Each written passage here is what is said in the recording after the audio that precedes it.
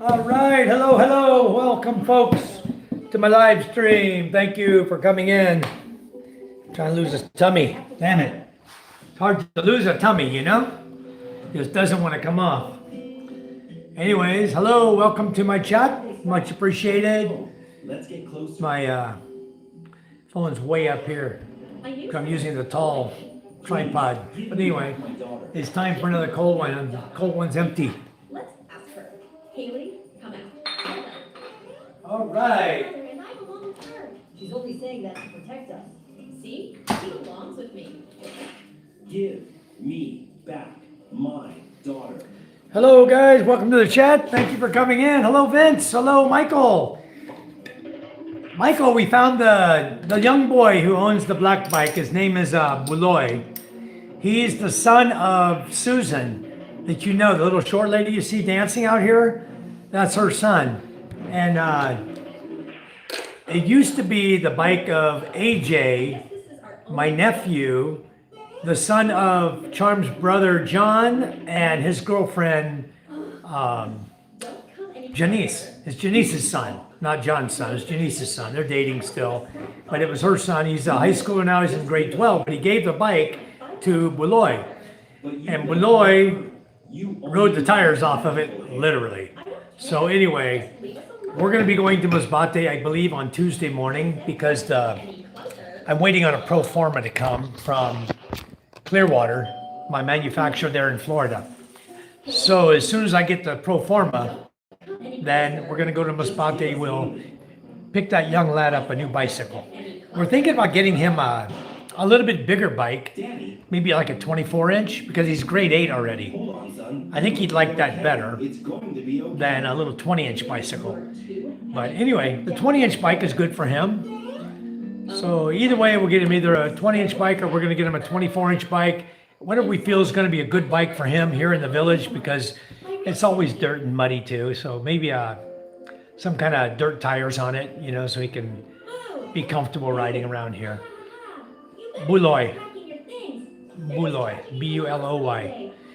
So anyway, we're going to work really hard at everything we talk about, we get done. I promise you. So the school, I didn't go up to the school today. I meant to go up when I got home, but it started pouring down rain. We just made it home, and then the rain started. It's not your fault. And it makes me almost regret bringing my truck over here to the village, because the road was bad enough today getting home. It had rained in the Da'o area where I have to drive through. It didn't rain in our village. My brother told me, oh, it's dry in our village. It didn't rain, but it rained in Da'o.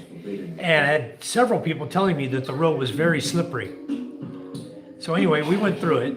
We got home and parked the truck, and then it poured down here. I was like, oh my goodness. So now we know the road is screwed up. All the way out, muddy and slick and nasty. It can't even be driven.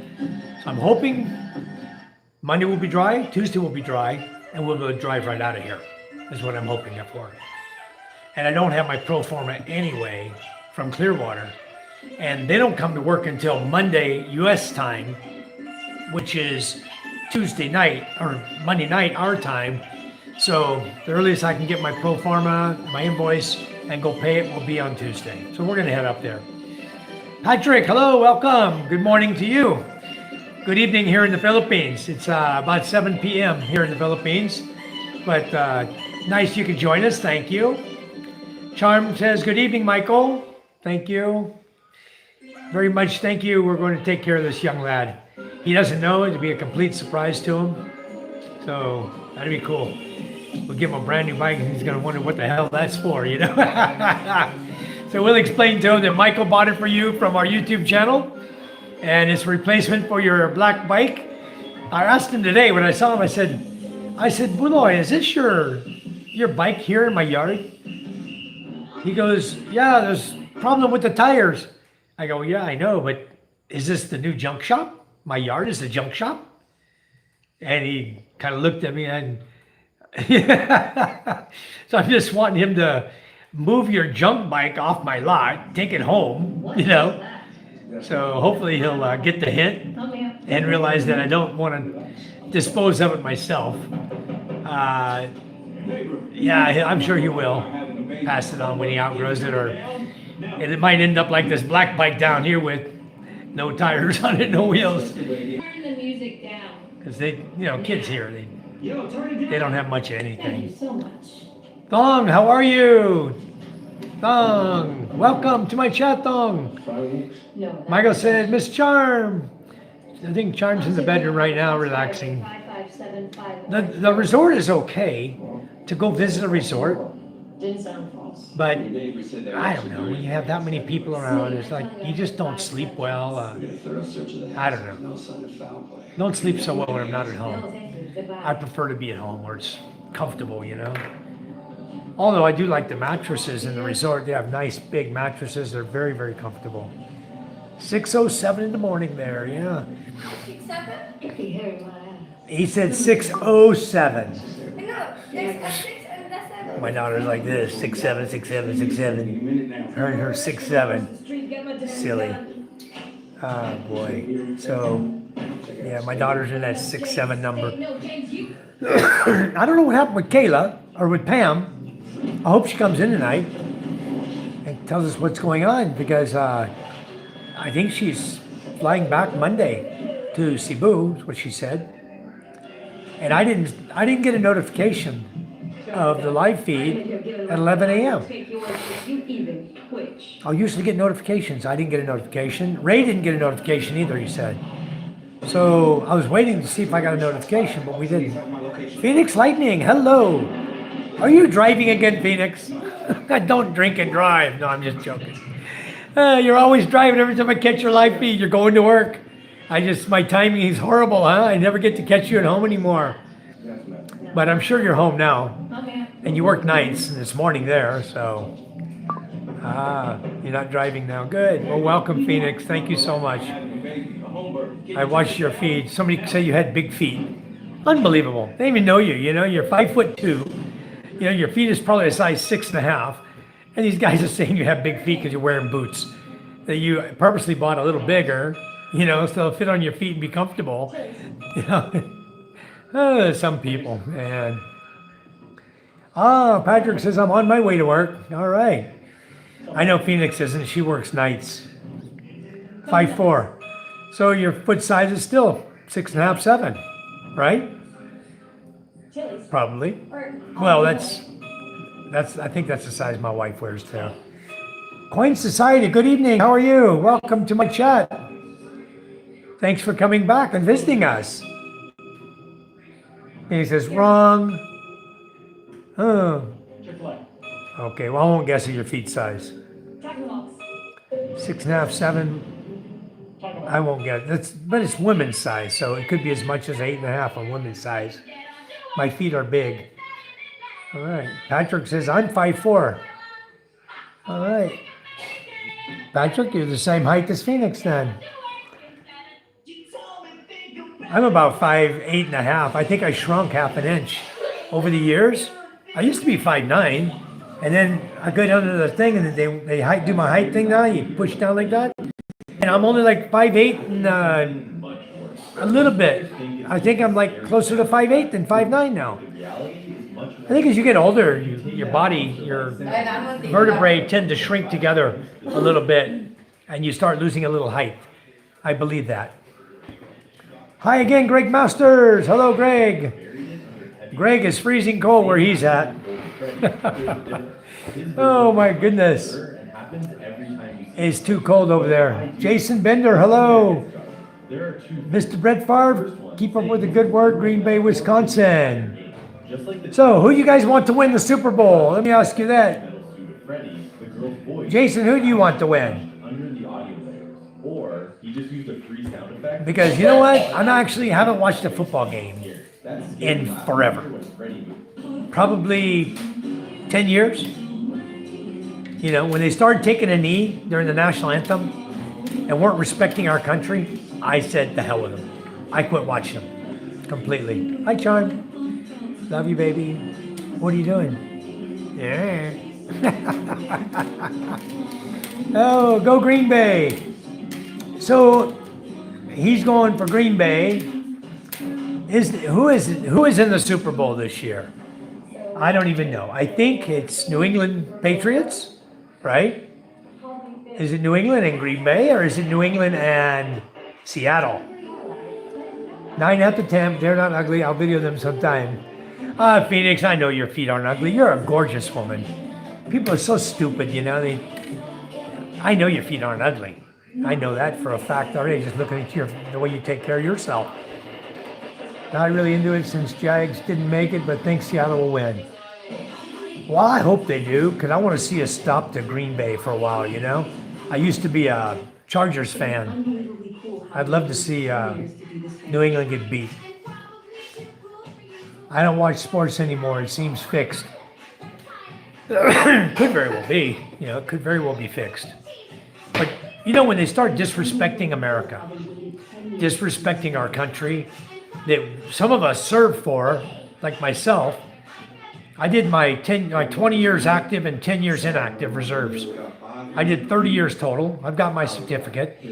And you see somebody get on there that's never spent one day in the military disrespecting the United States of America, the flag and our national anthem by putting their knee down on the ground and not saluting or holding their hand over their chest when they sing the national anthem.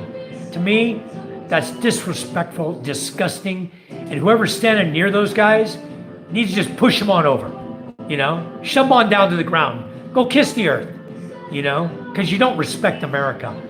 They need to get them all and just fire them, kick them out of the United States of America. If you don't want to be here, why are you here? Why are you playing sports, American sports, getting paid millions, and you're disrespecting the flag of the country that you're playing for? It's just, to me, it's disgusting. It's one of those things that gets to me, you know? Hello, Scuba-Dooba-Doo! Scuba-Doo's in the house! Yeah, that's where I got to the point. That's why people say Super Bowl, I say, I don't give a damn. You want to see the playoffs? I don't give a damn. Who's playing? I don't give a damn. I don't watch football. I haven't watched it probably 10 plus years. It's been a long, long time since I watched a football game. So, not all kneel, and thankfully it was stopped. I still watch though, okay.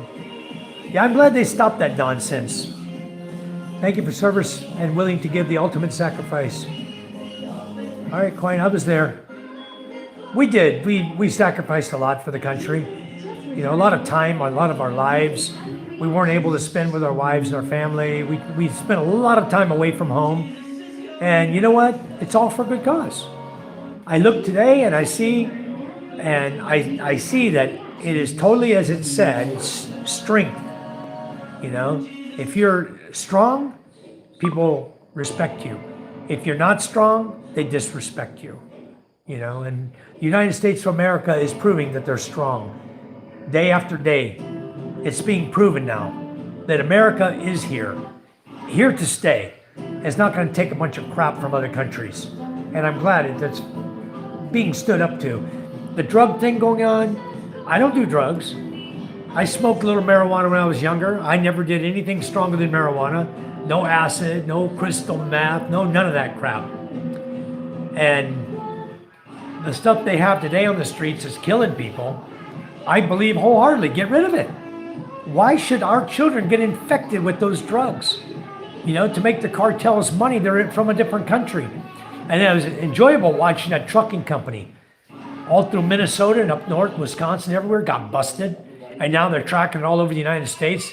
They're finding out all their cartel modem, how they operate. Wow. They're taking them down quickly. I mean, our FBI, our ICE agents, the DEA, everybody from the Justice Department down is in sync. And I love it. I love seeing that. They're busting the liberal judges, the judges who are in cahoots with the cartels. They're busting all them too. I want to see them all do prison time, you know? So, not only that, but I was a firefighter. I hear they're crying over a few million when I used to fight fires as a volunteer for free, saving lives. Very courageous of you, Phoenix, because firefighting is not for the weak-minded, you know? That's a hell of a job. Hard job. Greg says all those celebrities and pro athletes are anti-American and part of those weird Hollywood groups. Yeah. That's true. All the weird Hollywood groups. John 20. Michael says, Scooby-Doo! Scooby, Scooby! Freedom. That's what we have over here, Coin. We have freedom in the Philippines. We fought for freedom in the U.S., which they have systematically taken away from us. Every year, something new. Let's take a little more of that freedom away. Let's take it. Let's take it. Let's take it. Let's suppress the people. Let's put them into training camps. Let's put them into subdivisions where we can lock them down. You know, they're doing their damnedest to screw Americans. And we who saw the light, got out of the country, came to a new country, realized that it hasn't started here yet. Eventually it'll get here because they follow a lot of stuff from the U.S. Eventually it's going to come. But at least here we have freedom and we have time to prepare for what's coming because we already see it happening over there. So here is a much better place to be, in my opinion, than over there. I love living in the Philippines. Kevin Shores, how are you? Welcome. Thanks for coming into our chat again. Thank you. It's been a while since we've seen you in here. Who did that? Why did Nightbot delete that? That's weird. I just put it back into view. Why would Nightbot do that? Yeah, they are entitled. They're entitled and they're crappy. Okay. Coin Society. No Face says peace. Yes. That's all we want in the world. We want peace. You know, if everybody would work towards peace, it would be wonderful. This world would be great. Yeah, fentanyl is a hell of a drug. And they're busting them now, Greg. They're busting them left and right. Taking it off the streets. And I give kudos to the president and his team because of what they're doing to make America safe again. To bring back the streets to the American people. You remember when I was like 9, 10, 11 years old, I lived on a main street in New Orleans, in Algiers, Louisiana. It's called Opelousas Avenue. And it had a green section of grass in between a road that went one way and this road went the other way in front of our home, right? And we used to go out in the streets and play football and do all kinds of sports out in the streets. Nobody screwed with nobody. Nobody came around shooting people. We didn't have any of that. You know, you get a job, you walk down the street pushing your lawnmower with your little jug of gasoline, and you go down to your neighbor's house and they pay you $5 to cut their grass. The good old days, you know? Back when gas was 39 cents a gallon, you know? 40 cents a gallon. First, show your age. So, no drugs. And show how many bedrooms are You didn't even hear of marijuana too much. Marijuana wasn't there. Now show how many Crystal meth, bathrooms shabu wasn't there. All the different acids that came around, you know, in the 70s, they weren't there back in the 60s. The streets were safe. It was wonderful, beautiful. The people didn't hide, the police didn't hide on the corner to bust people, you know, to send you to jail, to try to bust you and take you to jail. And it felt like California, to me, every time you went on the street, it felt like you need to protect yourself. And I lived in Temecula, an area that's wine country, that was more provincial, freedom, country living, you know, yet they just target people, you know. You got a little tint on your window. You want to tint your windows because it's so blazing hot in California, right? They bust you for it. You know, it's crazy. Just here in the Philippines, you can have tinted windows all the way around your car. So dark you can't see the people inside. They don't bust you for it. They don't care. They know it's hot outside. It keeps you cool, your car cool inside. They know that it's protection. If people can't see you, they don't know where to shoot. If they're trying to shoot at a vehicle, you know, they can't see the person inside. They know it's good to have tint on your window. United States, God forbid you have just a little bit of slight tint on it. They'll come with a gauge and check it to see, oh, You're a little out of spec. I got to write you a ticket. That's $600. You know, plus you got to remove your tent from your windows. That's the kind of crap we deal with in the U.S. Where you come to the Philippines, you're free. It's freedom. You know when I see police on the streets here? They're at the intersection, directing traffic. Stopping people, directing people to come, you know. That's when you see them on the streets, when they're helping people. You see them on the street when they're directed to set up a checkpoint, to check to make sure that people driving have driver's license. But you and I are thinking, if I saw 100 people lined up down the street, stopped before the checkpoint, right? You know that they're not coming through the checkpoint because they're driving illegally. In our U.S. mentality, we would take our ticket book and we would go down the street and we would detain everyone and start ticketing them. Okay? But no, in the Philippines, if you stop before the checkpoint because you don't have your license with you or you don't have a driver's license, you know, you don't have a helmet, you don't want to go through the checkpoint for whatever reason, maybe you've been drinking, the police do not walk down the street to where you're sitting and give you a ticket. They don't. They stay at their checkpoint. If you pass through, they stop you, look at your license. Many times don't even ask for your documents. They never, ever, ever ask for proof of insurance in the Philippines. You know why they don't? Because you can't register your vehicle in the Philippines without insurance. It's a requirement. Smog and insurance is a requirement before you can register your vehicle, okay? So they know everybody has insurance. It's only liability. It costs 900 pesos a year for liability. It's under 1,000 a year, okay? Pesos, $20 a year. You think about that. Put it in perspective for the U.S., where you're paying thousands per month for car insurance, you know? You don't have it, they ask you, registration insurance, please. See your driver's license, registration insurance. They don't do that here in the Philippines.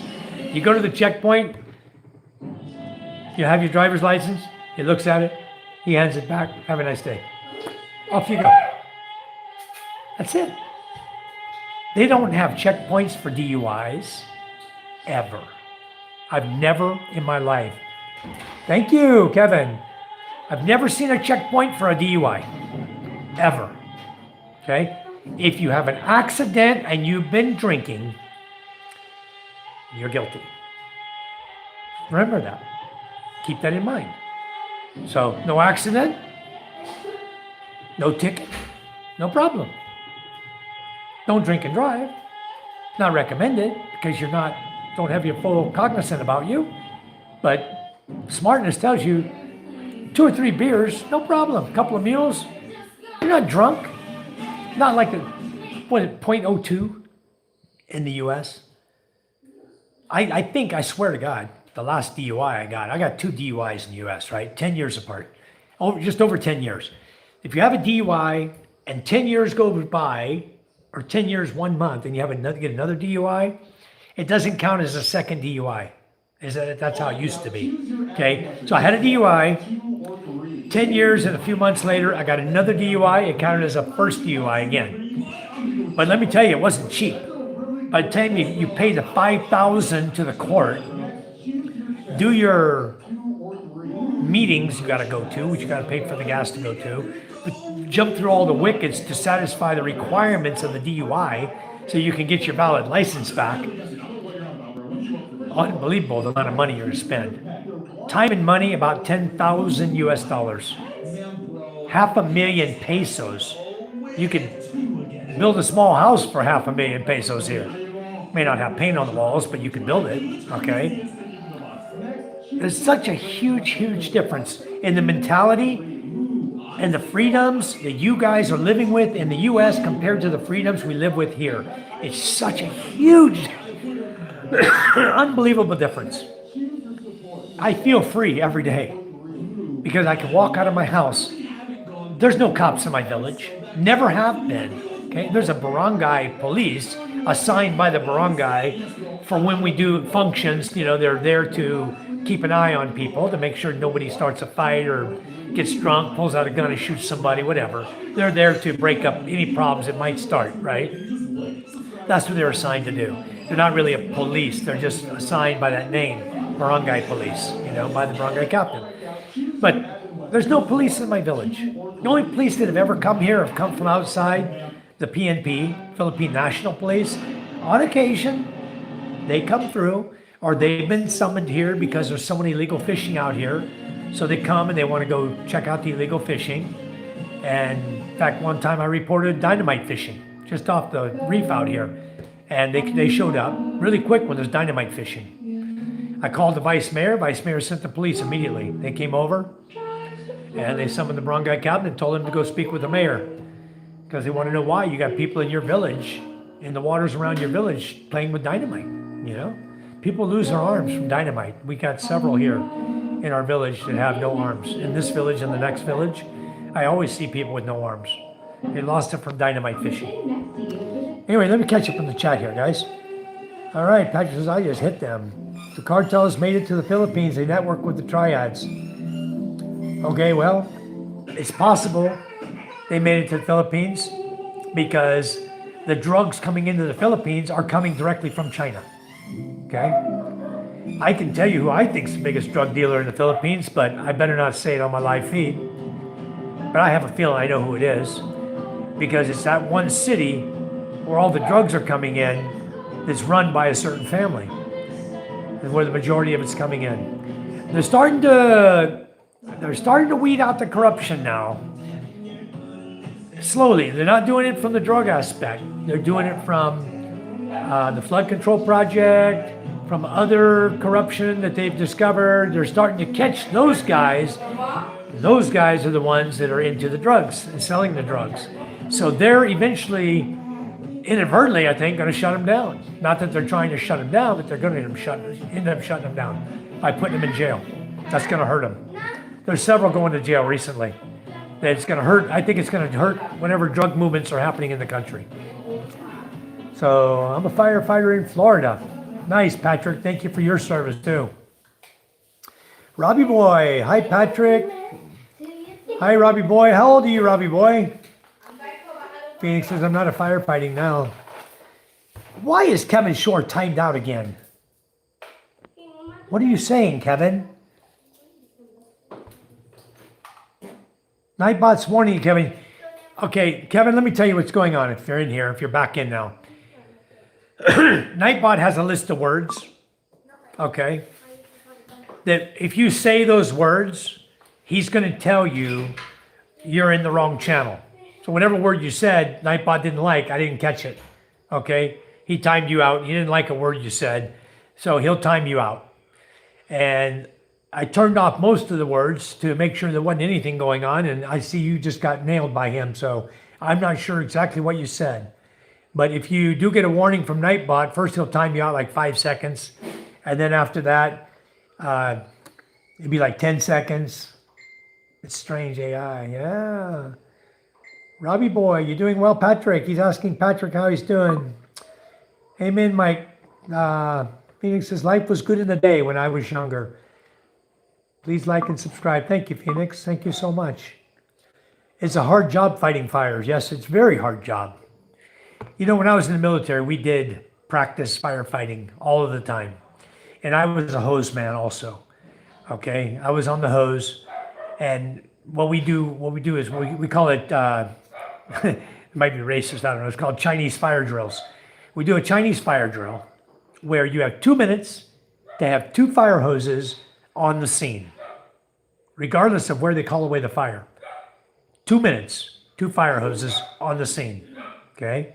So you got to really get your act together on the submarine because you're dragging hoses through hatches and watertight doors, you know, up and down ladders, wherever the fire may be. You got 2 minutes, get 2 fire hoses on the scene.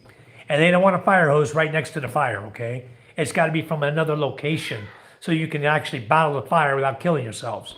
You know, light a fire next to a fire nozzle connection and say, hey, go grab that one. That's not considered a fire hose on the scene. So it was from another area. And that's how we practice on the submarine. Kevin Shore, how's everything going, Michael? It's going good, Kevin. I don't know what's going on with you and Nightbot. Just be careful with the Nightbot. I don't know what you said. I don't see what you said. It says Nightbot, you were timed out by Nightbot for 5 seconds, but I can't see what you said that timed you out. So just be careful. There's a few words he doesn't like. Cuss words specifically. Oh. Anyway, good you're still here, Kevin. Thank you. All right, Patrick, thank you. You're heroes, Patrick. Yes, you are. Robbie boy, how old are you? Where are you from? I'm just going to catch you up on the chat. I hope you tell me. Where are you from? Where are you from? Robbie boy. Rick says, hello, Mike and Charm, gang, Phoenix, KTM, Scuba. Yeah, Scuba and Lenny are still here. We're going to be going back to Masbate Tuesday. And I don't know if they're going to leave Tuesday or Thursday, but we'll get them safely back to the city so they can catch their ferry on time. They have to go to Manila. Her son is in the dragon boat races. He paddles in the dragon boat races. All right, Kevin Shores, thank you so much for the bronze. Thank you, thank you. Greg Masters says, in the Philippines, everything is under the table in a way the corruption makes the country laid back. Feel free if you have money. You don't always have to have money. Just people that are poor feel free. You know, they really do. Phoenix says, yes, thank you, Mike, for your service to the U.S. Yes, being a firefighter is a hero, but I did it for 3 years, then went into the medical field. I felt like what I saw wouldn't hurt me to see more. It wouldn't hurt me to see more. Well, the medical field is a tough field. That's a pretty horrible field to be in as well. I'm glad you're in QA. I think that quality assurance is a very good place to be, Phoenix. I did quality assurance in the military as well. I did it on the deep submergence vessels that the Navy owns. The Turtle, the Seacliff, the Avalon, and the Mystic. We did quality assurance to ensure that every time we moved a bolt, we put it back torqued correctly.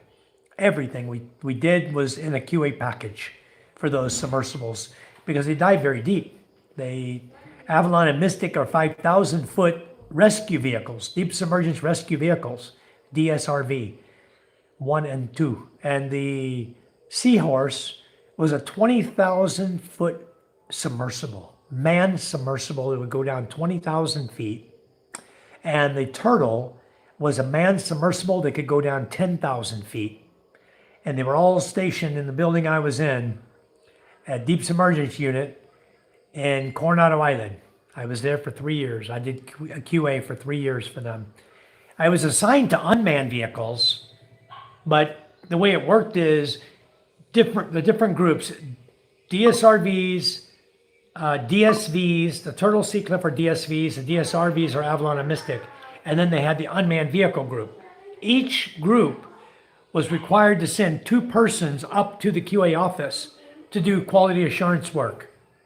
And because I was the new guy going into unmanned vehicles, of course they say, hey, send the new guy. Let him go do QA, you know. So once I start doing QA, they're very happy with my work, my typing ability. I can cruise out about 100, 110 words a minute. I was pumping out packages pretty fast. I worked my way up to a quality assurance supervisor. And so they really loved my work. I stayed there with them for the full 3-year term. So it was a lot of fun doing QA work. My pops was a Vietnam vet frontliner. Very nice. I was on 3 different submarines, guys. I was on the USS Sunfish, SSN 649, USS Chicago, SSN 721, and USS La Jolla, SSN 701. SSN meaning fast attack nuclear submarine. I was on 3 fast attack nuclear submarines. We were the hunter killers for the U.S. Navy. Patrick says, I'm a firefighter for 9 years now. Wow. That's a long time. My pops was a Vietnam vet. He got some bad PTSD. It happens to a lot of folks who are in the war. When you're in the war and it's loud, bullets zipping around you and bombs blowing up around you, it affects you. It seriously affects your brain. I didn't have that happen to me. I don't have PTSD. I wasn't exposed to that type of environment being on submarines. So the closest we got was the firing range. You know, we go practice, or we shoot the M50 machine guns. You know, we were shooting at an island over in Italy one time. There's an abandoned island. They use it for a target range, right? So you can shoot the M50 machine gun at the island. Your object was to try to hit the island, but of course you're far enough away you can't hit it. You know, you're sitting on top of the submarine. They set up the M50. They call you one after another. Everybody gets to pop off some rounds at the island, watch the tracers fly, you know. Then they certify you. You're certified the M50 machine gun. You shot it. You know how to shoot it. You know how to load it and shoot it. Okay, good. You're qualified. Hi, blessings to Mike and everyone who served. Thank you, Phoenix. Thank you so much. Thank you for your service. Thank you, Kevin. Jimmy John. Hello, Jimmy John. Long time no see. How are you doing? Guys, I am going to have an update on the school for you tomorrow. I will, I promise. Rain or shine, I will go up there and see where they're at. We were at Rafaela. We left to go to Rafaela Saturday, so I didn't get to check progress on the school on Saturday afternoon. I was there early morning. Made a short video. I think it's still on my phone. I don't even think I posted it. I need to post it up. Anyway, the septic tank, they were working it. They're busting down the doorway to make it lower, going into the CR area, and they were going to pour the flooring.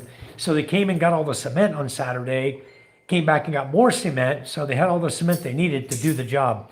And I didn't go back Saturday afternoon. We went to Rafaela Resort, screwed off there all day today, yesterday evening and afternoon, evening. Some of you saw our live. We were watching the DJ spin records live. He wasn't really spinning a record. It's all digital. But you see, he puts his hand on where the record player is, and he swipes his hand on it. It sounds like like he's actually spinning a record, but there's nothing there. It's all digital. Everything he was doing was all digital. Pretty cool though. He was controlling all the lights, controlling all the music, extras on the songs by his fingers. So, and he's the owner of the Rafaela Resort. It was surprising to see him being the DJ. But he has a DJ there he hired, but he also subs in. He likes doing it. Having a lot of fun. And if you watch my live feed, you'll see him. I go up and say hi to him, and we chat, cheer each other with our drinks. You know, it's always fun to go see Rafi there. Hello, Jimmy. Says, hi, Greg. You says, where are you from, mate? I am from the USA, from California. I live in the Philippines now. Been here for 14 years. Phoenix says, congratulations, Patrick. Thanks for saving homes and lives. I know how it is. Simon, yes, I'm in the Philippines. Robbie Boy says, what are you doing, Patrick? I think Robbie Boy knows Patrick. I don't know who Robbie Boy is. Because I asked him how old he was. He never answered me. Or where he's from. Where are you from, Robbie Boy? What's up? Greg says, yeah, it's the political families who own the shipping businesses that are bringing it in. Yep, Greg, you nailed it on the head. You nailed it. Mike is living in the Philippines. Yes, I am here. So Simon says, you, Phoenix. No, she doesn't live here, Simon. Simon, I'll give you a moderator there. You can go through the channels and you can mod. You can sub to everybody if you like. Grow your channel, help them grow theirs. Much, much appreciated. So, Simon, yes, this is Mike. I am Mike. Where are you from, Simon? Simon, thank you. Please subscribe to my friend Fox. He's awesome and has a great channel at Fox Finding Life, guys. I did nights. Very cool. Michael says, might want to stay away from Philippine politics. Too many vloggers causing problems. Yes, Michael, there's a lot of them causing problems. So, the Philippines is a very easy place to live. As long as you abide by the rules, it's simple. It's the simplest of rules. Follow your immigration. That's really the only rules you have. You know? Follow immigration laws. Renew your visa when you need to renew it. Other than that, nobody screws with you. You know, I did hear, who was it? Somebody told me yesterday, they're here in the Philippines. Oh, it was Scott and Isa over in Iloilo. The cop stopped them for virtually nothing, and then he shook them down until they gave him a couple hundred pesos to let him go. That happened years ago, used to happen. That's the first time I've heard about it in a long time. So they're over in Iloilo area, not in Iloilo, but in that area. They may have been in Iloilo when it happened, but that just goes to show you some of the corruption that happens still to this day. Yeah, it's very nice over here, Simon. I already made Simon a moderator. So he's a moderator. Kevin said, hi, Patrick. X and Nightbot timed him. Yeah, I don't know why. He said hi. And Nightbot timed him. I don't understand what's going on because Patrick is not in our list of words. That is so weird. Simon says, what happens if Mike or family gets sick? They have to pay. Yes, Simon, we have to pay. I now have a sore throat. I'm not sick. I just have a little bit of a phlegm and sore throat. But if you get sick here, you need to go in a hospital, you have to pay. And it's not as bad as everybody makes it out to be. If I was really, really sick and I required some kind of serious medical and it wasn't covered by my disability, my VA disability, where I couldn't get to the VA hospital to take care of me, if it wasn't covered at all, you know, from my neck down is covered, my teeth are even covered, my neck, my back, everything down to my hips, my legs, my nerves, everything is covered through my back. So if I have any problems at all like that, I can go to the VA. I'm covered for that. But let's say I have a cancer develop, you know, they're not going to cover that. So I would need to either do one of two things. I would go to a real VA hospital, okay, by flying to Guam, or, you know, to another country that has Veterans Administration, like even back to the US, if I was that bad off, I'd fly back to the US and let the VA take care of me. Let the military take care of me. So I would not get super sick and stay here in the Philippines. I'd find a ticket and get out of here and go to where I could get help cheaper. Because if I'm here in the hospital here, you got to pay for all that. Now, granted, I have a friend who is a doctor who owns a hospital, who, if I went in there, he would take care of me. He's that dear of a friend, okay? He owns a hospital. His brother owns a hospital. They're both in Las Piñas. They're both family friends, very close. He's always taken care of us. If we needed anything medically, he takes care of us. He only charges me for the medicine that I'm required to take. You know, other than that, he'll see me, he'll do a diagnosis, he'll take care of me. And he's been very, very good about that. He's a very dear friend. So from the Philippine standpoint, I'm really not worried about it because I have those friends. And then from the outside, if I get that sick, I would go to Guam, or I would go somewhere where I'd have to stay, you know, with the VA, or even back to the US if needed. I haven't been back to the US in, 13 years. So I don't have any plans to go back. I've been here 14. I went back in 2012 for 1 month and then came back here. Patrick says, I'm the one that goes inside of the fire. Yep, that happens. Somebody has to do it. So if you're the one that's doing it, congratulations on being able to survive that and doing your job well, because you're still doing it after 9 years. That's awesome. Simon says, Mike, raising a family in the Philippines, tough gig, in my opinion. I have 2 daughters and a son. They are mine. They are my biological children. My wife is 42 now. I'm 65. We started having our children back in 2013. Our first daughter was born, Micah. She's in grade 7 now. She's 12 years old. Ella is 9 years old. Ella's right here. 9 years old. She's grade 4. And MJ, my son, is downstairs at his grandmother's house. He's going to preschool, and he'll be going to kinder next year at the elementary school up here. This year? So, This year? Thank you. You're welcome, sir. Simon says, I have a question. Does Mike get propositioned? No, Simon, I don't get propositioned. No. By who? I mean, who would proposition a married man, Simon, you should have been blue by now. Hold on a minute. It didn't work. Let me remove your moderator. I'm gonna put it back again, Simon, because for some reason, when I put you as a moderator, it didn't work. Okay, I got you back now, standard moderator, okay. But no, I've never been propositioned by anybody. Robbie boy, I'm from the UK. All right, where in the UK, Robbie boy?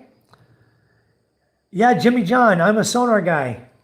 I am a sonar technician, submarine sonar technician. QA is like a secondary shore duty job, okay, quality assurance. And I was going to unmanned vehicles because sonar techs are used to drive the unmanned vehicles that we use in the ocean. The research unmanned vehicles, when we're searching for aircraft or anything under the water, sonar techs are the ones who drive the unmanned vehicles. So that was my job. I got stationed with unmanned vehicles, and I am a sonar tech. And then after my unmanned vehicles tour, which ended in 93,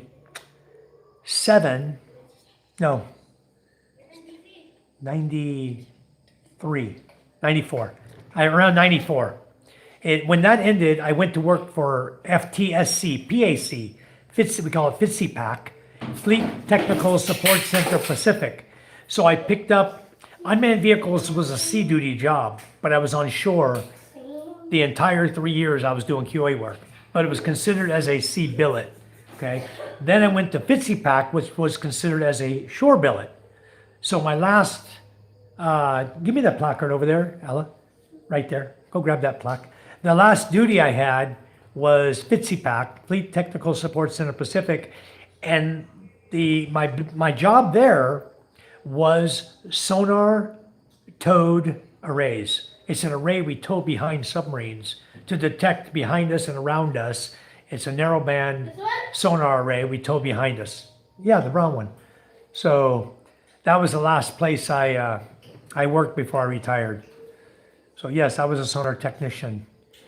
Now, Simon, I'm retired, but I'm sort of semi-retired, I would say. Yeah, this is my retirement plaque right here, guys. There, I'll put it on the back camera so you can read it. There you go.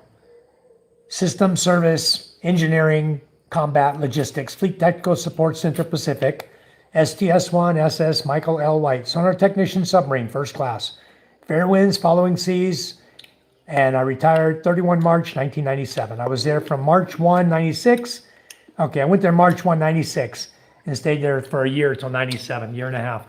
So that was the end of my tour of duty. I was retiring, so that was my last place I was at. So what does Mike do now, retired? Yes, Simon, I run a company over here. You can look it up on Google. It's e2e.com.ph. E2E stands for Essential Efficiency Enterprise. E2E.com.ph is my actual company name here in the Philippines that I built here in the Philippines. So I've done what everybody says you can't do, okay? Everybody says you can't do business in the Philippines. Everybody says, you got to have money when you come to the Philippines. You got to have a source of income. Well, I did. I had military pension, $990 a month when I moved here. That was my military pension. That was back when I was 51 years of age. So of course, in the military, you get a pension, you get a check every month. So that $990, the next year, you get a cost of living allowance. So maybe it's, $20, $30. So it went from $990 to say $1,010 a month. And gradually it worked its way up to where it is today. I got my full retirement pay now because my ex-wife that was receiving a third of it passed away. So once she died, I got the full retirement pay now from the military. I got my percentage of it, should I say. And I also draw Social Security because I'm 65 years of age. So now I have a double dipping. I'm dipping from the pension and I have my Social Security, both. So yeah, living in a submarine, good grief. Well, you learn to live with it, Simon. It's just part of any job, If whatever you volunteer to do, if that's the type of living you want to do, which I chose to do, it was okay. A lot of people say I'm claustrophobic and stuff like that. They say that they're claustrophobic. I'm not, obviously. I wouldn't have been on submarines if I was claustrophobic. But you could lock me in a closet all day long. It wouldn't bother me one bit, as long as you give me some air, But being claustrophobic is, I think, it's a mindset. It's something that you could learn to overcome, just like anything else. You can learn to overcome anything that your mind is saying. You can somehow work a way to overcome. You just got to be strong-minded, strong-willed. Just like smoking. You know, you want to quit smoking? Quit cold turkey. That's the best way. And then use your willpower, that strength of your mind, to keep you from smoking again, which is what I did when I turned 48 years old. I ended up quit smoking. It wasn't my choice, really. I was married then to my third wife, and she came home one day and says, I quit smoking. I said, that's wonderful. Where's my cigarettes? Oh, no, I didn't buy you any cigarettes. What are you talking about? I didn't say I quit. You said you quit. I want cigarettes. I'm not quitting. She goes, no, I think we should quit together. I said, okay, if that's what you want to do, we'll do it. I quit. I told her I quit. I don't have any cigarettes. You didn't buy me any cigarettes. I'm out. I quit. 3 days later, I come home from work. I smell cigarette smoke. I go up on the balcony. She's smoking a cigarette. Oh, it's just a little bit. I said, you said you quit. You made me quit. And 3 days now, you're back smoking again. So she didn't make it through the tough time. And she never really quit. She continued smoking. I quit. But along with, when you quit smoking, something that goes along with that is the intimacy you had. When you're both smoking is one thing. You know, you're able to kiss each other and everything, and it's all fine. But when you quit smoking and you kiss a smoker that's actively smoking, you don't want to kiss him. It tastes like crap. It's like kissing an ashtray. You don't want to kiss them. So your intimacy starts dropping off. Therefore, your relationship starts dropping off. And that ended the relationship. It was just the turning point, you know? That turned around and made everything go away. So my third relationship went away. Anyway, are you on top chat? Oh, I could be. Michael, I apologize. Yes, I am. Damn it. I'm back now. I put on all chats. Okay, let me go down. Go down. I'm gonna catch you in a minute. Yes, no face. You're a mod. Thank you.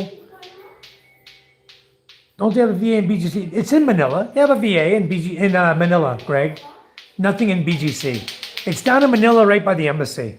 It's just down the street from the embassy on the opposite side of the road from the U.S. Embassy. You have sleepy eyes, tired from partying.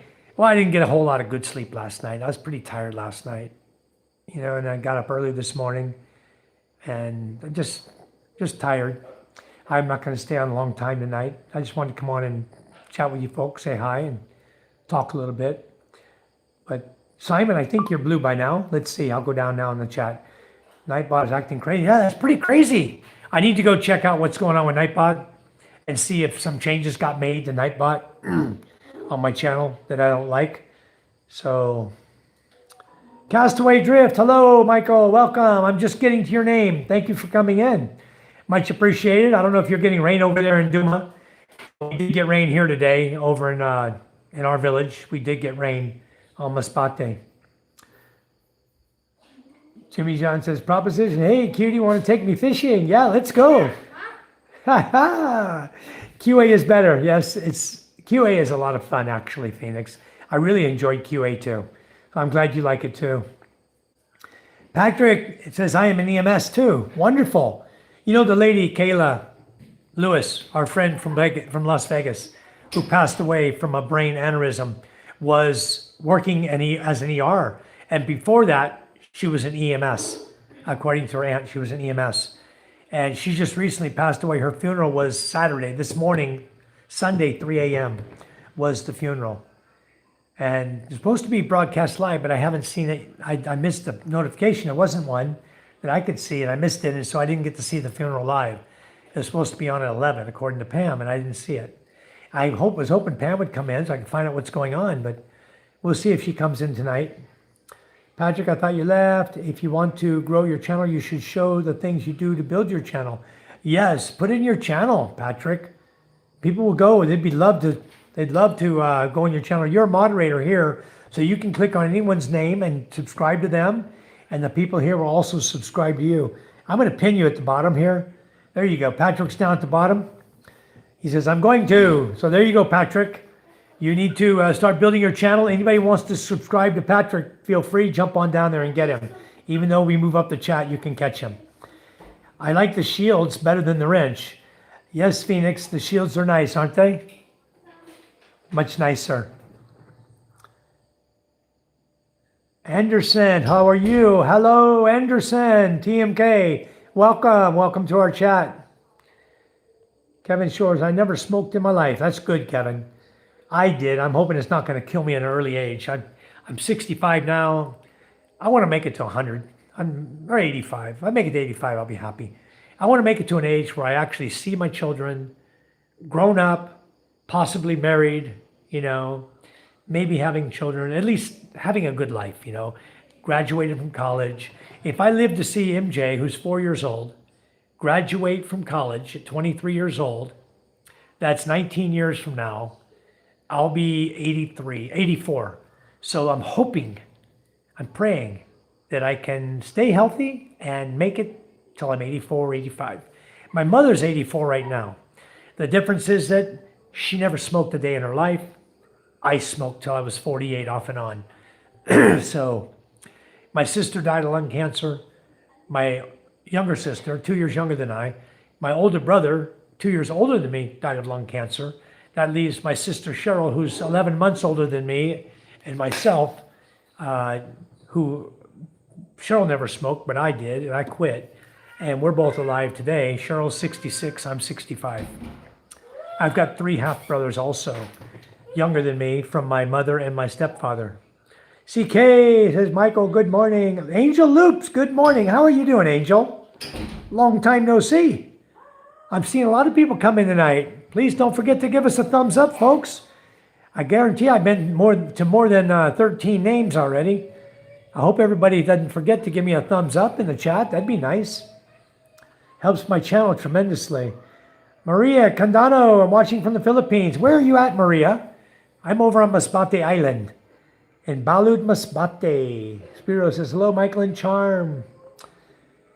Hey, Steve, Rick, and Castaway. Michael Apostle said hi. Angel Loop says, who you got winning the Super Bowl? Well, I'm hoping for Seattle, too. Although I don't watch a lot of football. I quit watching it about 10 years ago. If you give me the choice of the 2 teams, Seattle or New England, from just my own mind, I want Seattle to win. Not about New England winning again and again and again and again and again. The fact is, I want someone else to win. I think Seattle would be a good choice of someone to root for. So that's who I will root for if I watch the game. I'm going to see if it's on TV tomorrow. If it's not on TV, of course, I'm not going to watch it. Patrick says it was on. Hey, Spiro and CK. I woke up to watch Kayla's funeral, but there was no live. See, that's what I was saying also, Spiro. It's really weird. Get the door, hon. It might be MJ. He's playing with the doorbell. Might be. CK says, hi, Castaway.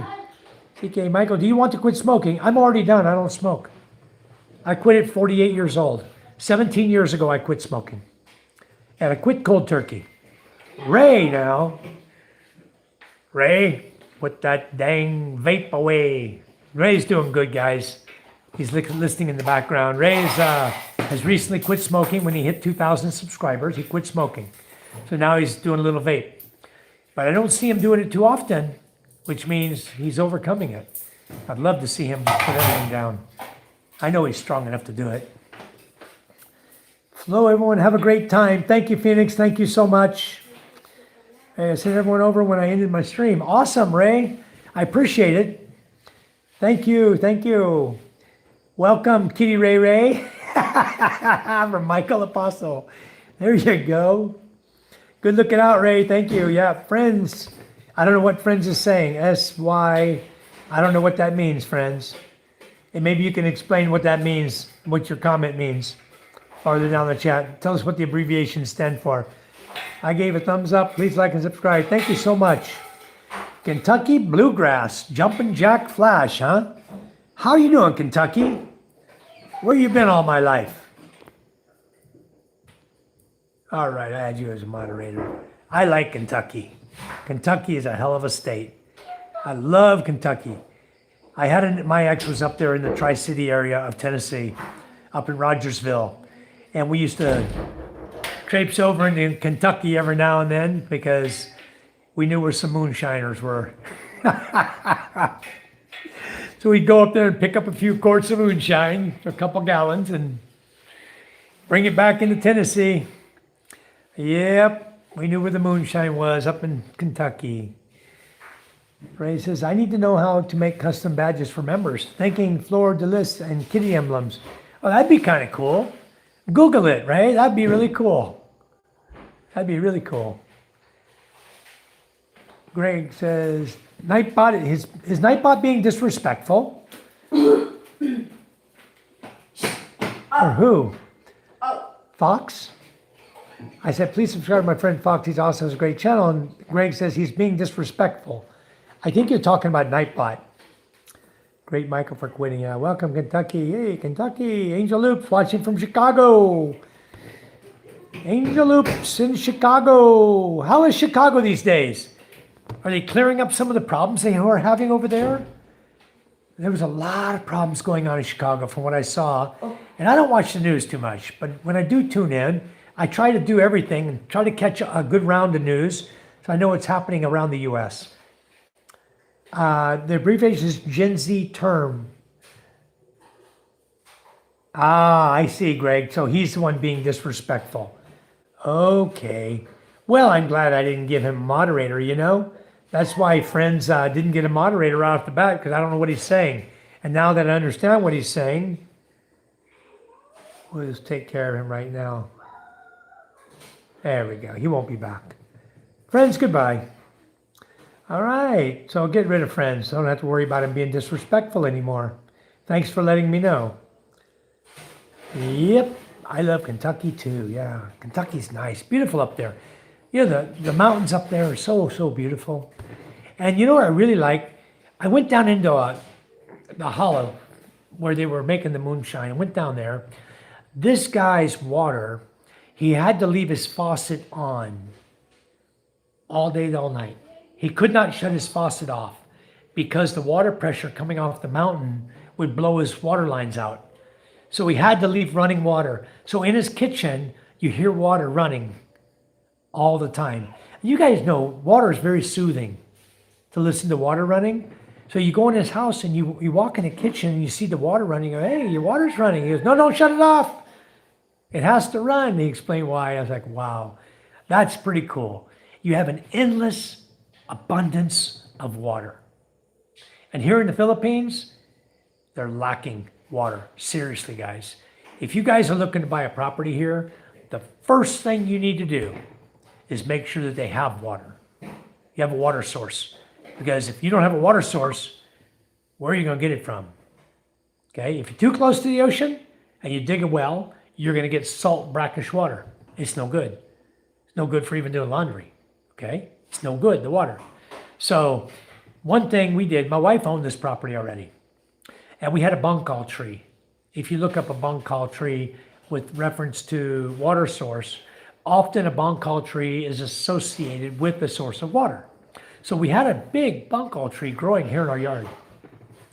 So we had the guy, we went about, a couple feet off the bangkal tree, and we carried in, or called in a guy to do witching. First, he did the witching with the wires. He said, yeah, there's water here. So then we had a guy come in with a drilling rig, and we drilled it down to 135 feet.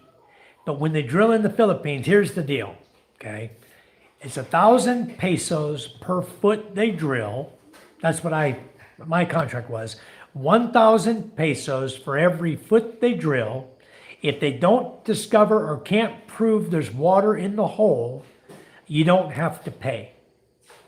So they'll drill down to where they expect the water to be, maybe 40, 50 feet, whatever. They'll try to prove to you that there's water there. And with a pump they'll try to pump it and prove that there's water there. The pump the guy was using obviously was a piece of crap. He couldn't prove there's any water. So I said, well, I know there's water here. Let's keep drilling. There must be water here. So we drilled down all the way down to 135 feet. And the only water was the water we were putting to the machine for drilling. Nothing came up. Zip, zilch. No water. So the deal was you don't have to pay, right? He says, sir, I'm sorry, there's no water here. You want to drill another hole? I said, no, I'm good. Never mind. So he picked up his drilling rig. I had already paid $22,000 on the contract because he wanted to feed his guys. You know, his guys were working and he wanted to give them foods and stuff like that. So I advanced him money over the 3 weeks they were there drilling. They drilled through some hard rock, very hard rock. So then we said, okay, my father-in-law suggested, why don't we just start digging? Because we know the bongkao tree is here, let's dig it. So I set up an area, I marked it off 10 feet by 10 feet square. I said, okay, let's dig this out, 10 by 10, which is silly when you think about it, because you're only gonna hold so much water, right? Well, you're gonna hold to the water table. And then it's gonna drop, the water table drops. So we dug down, we started digging, we got down to around 7 meters, 8 meters, which is about 21 to 24 feet. And we started seeing water coming up the drill hole. Very slow, coming up, running through the drill hole he had drilled. So I said, okay, that's a good sign. We got water. So we let it go overnight to see how much water we get. And we only got like, a foot deep of water in our 10 by 10 well. It was only like a foot deep of water, which is actually a lot of water. 10 by 10, 1 foot deep, it's a lot of water. You guys can calculate that, 1,000 square foot, right, of water.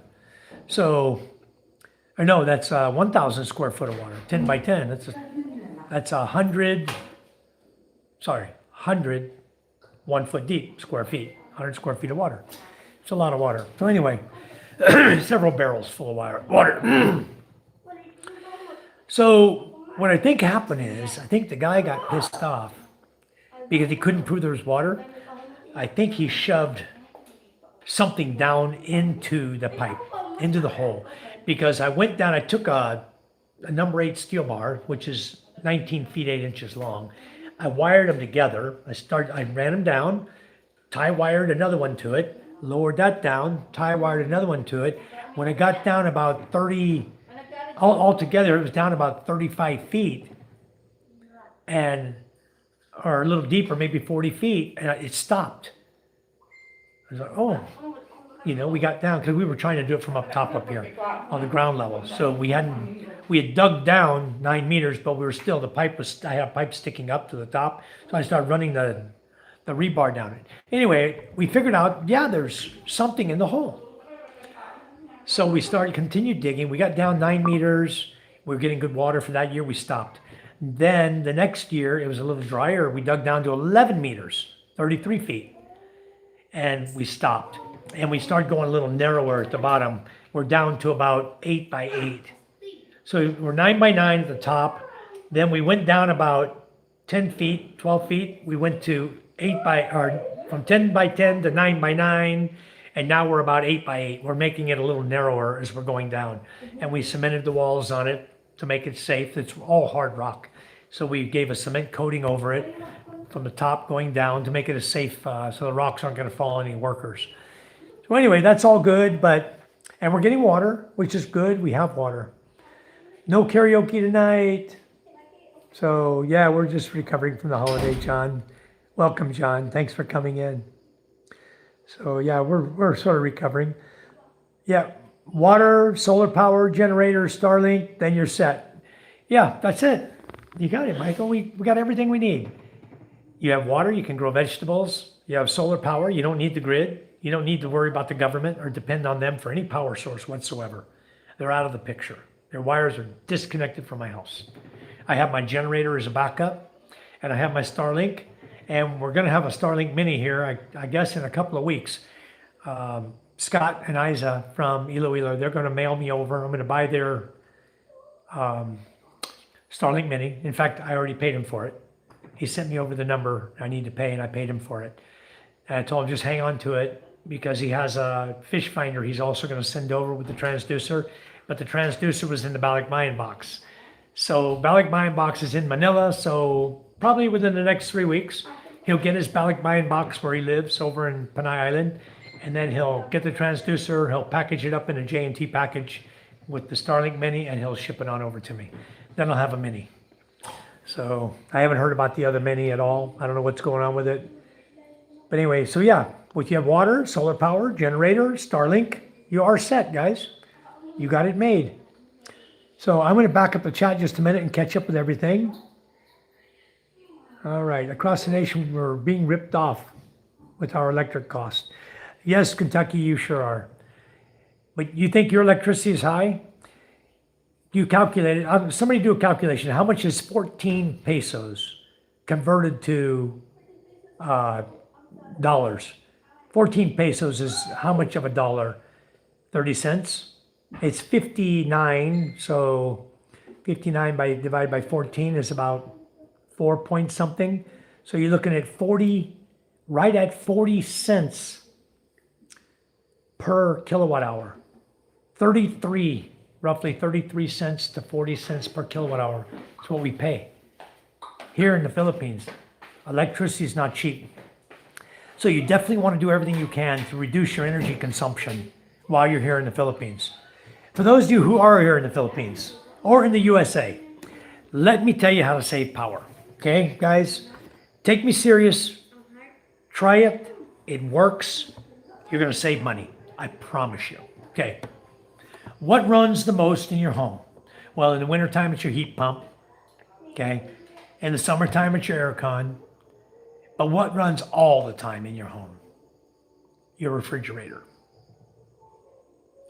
Refrigerator, if you don't keep ice cream in your freezer, you can turn off your refrigerator during peak time, because peak time, daytime, is when you're charged the most for your electricity. So my wife and I did this. We unplugged, you can put on a timer as well, but we unplugged our refrigerator at 6 a.m. in the morning. Every morning we wake up, unplug the ref. Then at 6 p.m. in the evening, you go through all your peak hours where they're charging you a fortune, and it drops at 6 o'clock at night, it drops back down again, you're not on peak hours anymore. Plug your ref back in. You know, where you're only paying non-peak hours, you're paying 12 pesos per kilowatt hour. During peak hours, you're paying 16 to 17, 18 pesos per kilowatt hour. It's all tiered. And I know in California, the electricity is tiered as well. And you're probably seeing it all across the country. That's the new standard, is let's tier it. Let's go 6 to 9, tier 1, 9 to 12, tier 2, 12 to 3, tier 4, 3 to 6, tier 5, and then back down to tier 1. Okay, just look at your electric bill. You'll figure out what the tiers are. You can calculate what the best time is to off your refrigerator. If you off your refrigerator, okay, in the Philippines, we saved about 1,000 pesos. At the time, it was about $20 a month. $20 a month off of our electric bill. That dropped 1,000 pesos. That's $20 savings. Imagine right now what you could do with $20 more. Probably in the US, you're going to save even more. You guys try it and do it religiously, okay? And then again, also with your aircon, if you can run your aircon and run fans, you know, stand fans like this, like I have right over here. Buy a cheap stand fan, put it in speed 1. Speed 1 runs about 600 watts of power. Speed 2 is about 900 watts of power. And speed 3 is about 1,200. Okay, so you can, not 600, 900, it's 0.6 amps, almost an amp, 0.6 amps, 0.9 amps, speed 2, 1.2 amps, speed 3. So if you're the highest speed, your fan, if it's a little bit dirty, it's gonna run about 1.2 amps of power. Okay, give me a charger, please, for Micah right now. I'm at 2%, hurry up, please. And an extension cord. So yeah, electricity, guys, if you want to save electricity to reduce your cost, run fans. I need the extension cord, please. I'm gonna get my phone plugged in right now. Okay, I'll sit here and hold it for a minute. She's gonna get me an extension cord now, but it's about to go dead on me, 2%. So really, there's ways to save electricity. If I knew what your loads are in your house, I'd be able to tell you what you can reduce in order to save electricity in your home. And those of you with a $600 electric bill, there's a lot of ways to save it. You know, if you're running a centralized system, which we had in California, central air and heat, the easiest way to save it is shut the louvers on the rooms that are not occupied. Okay? If you have any rooms that are not occupied, you go to bed, you got your living room's not occupied, your kitchen's not occupied, your dining's not occupied, turn the louvers off. Shut the louvers to those rooms. Okay? And then you can also set an additional usually the thermostat is in a hallway, right? Now, what do you do when you go to bed? You shut your bedroom door.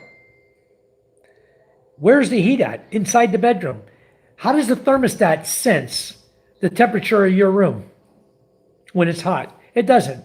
It senses the temperature in the hallway. Is the hallway occupied? No. So why don't you put a thermostat, wire in an additional thermostat in your bedroom? So when the temperature in your bedroom reaches 72 degrees, it kicks off your unit. Another way to save money, huh? Okay, good? All right. Okay. You see, I'm going to give you another way to save money. You guys know what solar street lights are, right? You don't have to be an electrician. You can hire an electrician to do all this, okay? I haven't done it to my home. I'm on solar power, all right? A solar street light, if you look at a solar street light, it has several sets of lights, right? On the solar street light. They have all in one. They have a solar panel on top, has a battery inside. It has a circuit card inside, okay, with a switch on it, on-off switch. And it has your lights, several sets of lights. Some have 12, some have 3, some have 4, you know, sets of lights on them. I want you to just picture this while I'm talking about it, okay?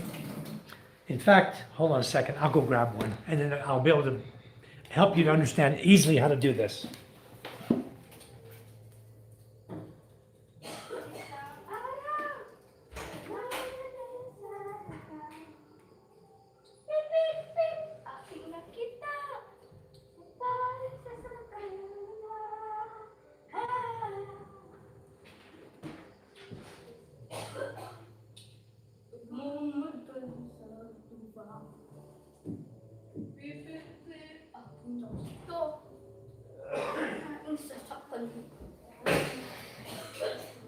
All right. We can call this one an informational video tonight, okay? Informational live, all right? Here's a solar street light. It's all in one, got a solar panel on the back. It's 100 watts. It has 3 lights, okay? Now, picture this. You take your light out, take the screws out here, okay? Take the screws out of here, take the screws out of here, all right? So you got your lights disassembled. They only have a plus and a minus, a black and a red wire going to each light, okay? And then each of these lights goes together, tied together, goes to the card inside. There's a card inside here, okay? It's a little circuit card with an on-off switch. Right here is my on-off switch, right there. That's the on-off switch right there, a little button, okay? So inside here is a battery pack. It's lithium batteries. There's 3 lithium batteries. Now the batteries in this unit are designed to last you about 8 hours at full brightness. Okay? I want you guys to just picture this in your mind now. We're going to take these 3 lights. We're going to put one of them in the ceiling of the dining room, 1 light in the ceiling of the living room, 1 light in the ceiling of the kitchen. This is the LCD for his phone. Go put it back. Don't open it. Okay? So you're going to have 1 light in the living room, 1 light in the dining room, 1 light in your kitchen. You're going to go in your attic. You're going to wire those red and black wires together. Okay? You're going to put the solar panel on the roof. You're going to run a wire down, a red and black wire down from the solar panel. You're going to put it in a little on the circuit card, little box, build a little box or whatever, screw the circuit card on. So you're gonna wire the 2 wires from the solar panel coming down off your roof. You can bring it down through your attic, under the eaves, whatever. Then you're gonna wire the 2 wires from the solar lights, the 3 lights, back into the circuit card. And lastly, you're gonna wire the battery into the circuit card. And then you can remove the switch electrically, unsolder it, run 2 wires, 1 wire to an on-off switch you can put on your wall, and the other wire to the other side of the on-off switch, right? So now you have a switch connection. It's here. You walk over the wall, you flip it on, solar lights come on. The door Solar. keeps You just lit your entire home with 1 solar street light. You lit up 3 rooms with 1 solar street light.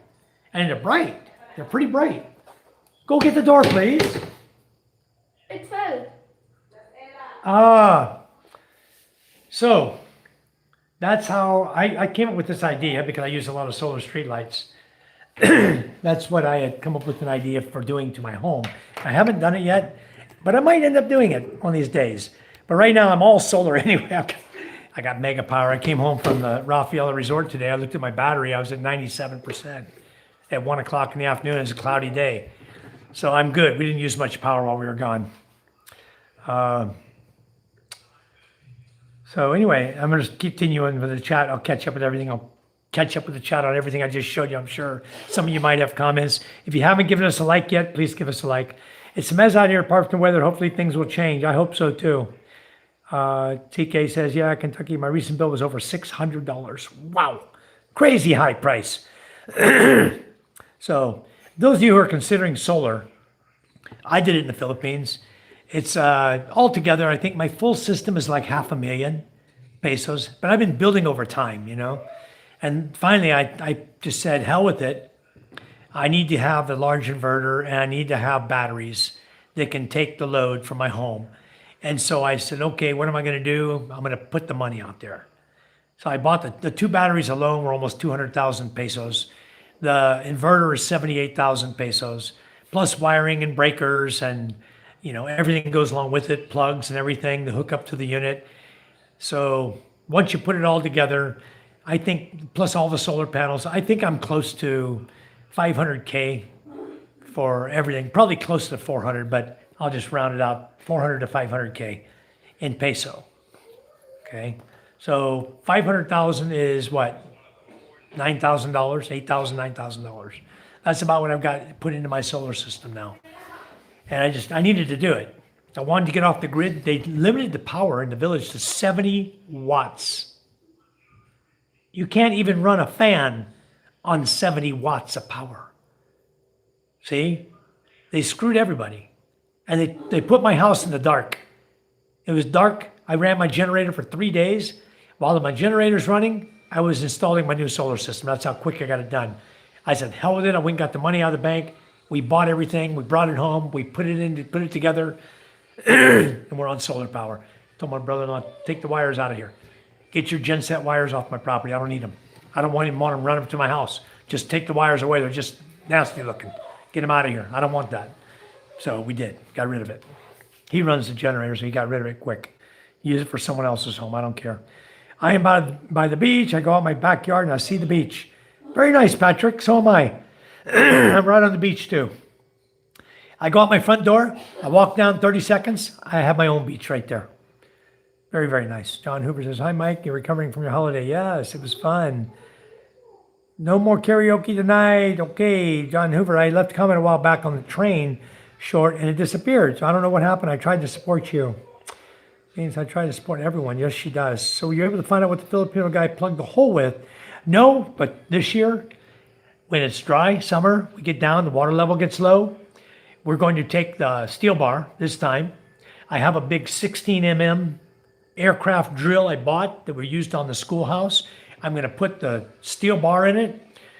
I'm going to weld a drill tip, like a paddle bit, onto the end of the steel bar. So it's very strong and supported. I'm going to have my drill bit here and I'm going to run steel bar like this. And weld steel bar like this all the way up and down it to the steel bar coming down to the top. So it'd be nice and straight, but have good damn good support. It can't break off on me. And I'm going to run it right through whatever that guy put in the hole. If it's a bag, a cement bag, or whatever the hell he's shoved down there, we're going to catch it. And then I've got a hydraulic jack that I intend to use. I'm going to make a rig for it, and I'll use the hydraulic jack, and I will jack out whatever that guy put in there. I'll get it out of that damn hole. And then I expect I'm going to have more water. Right now I'm down 11 meters, and I have water year round.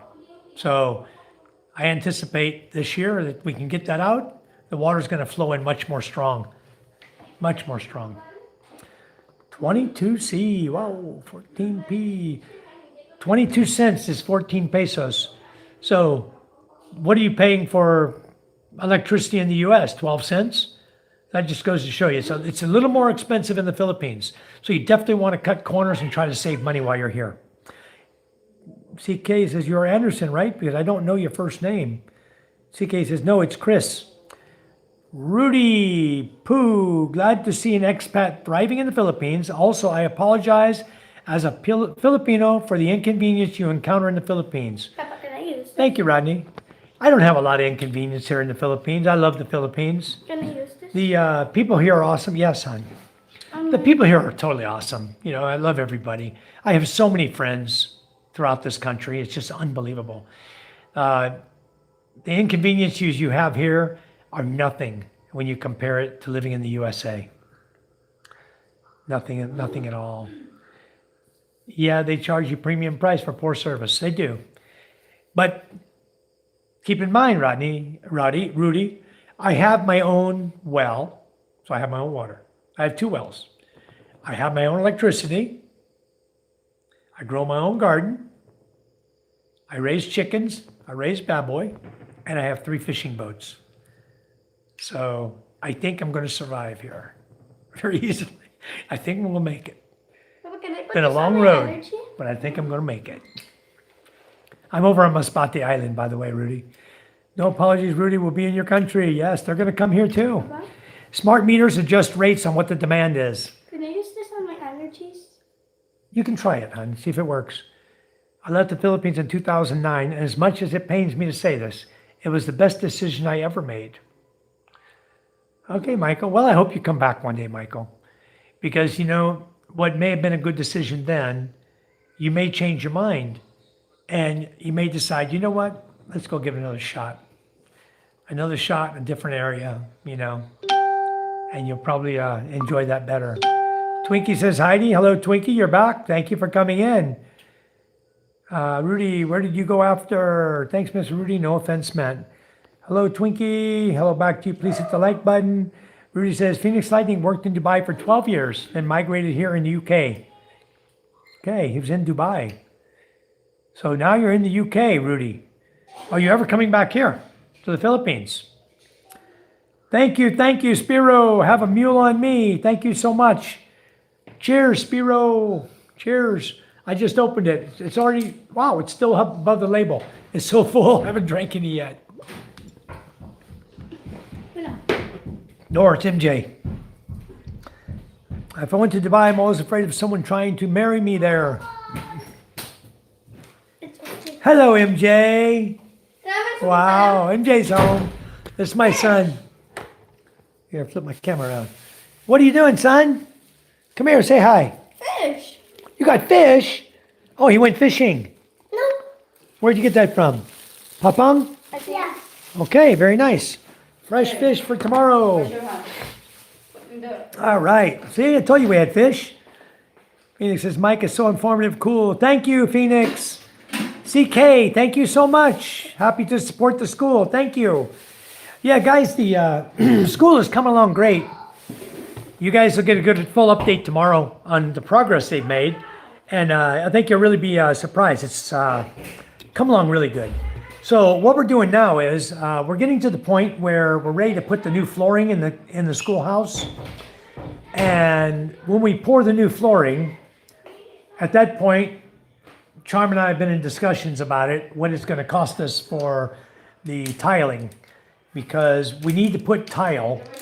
To do the schoolhouse the way I want to do it, I want to have tile in the classroom.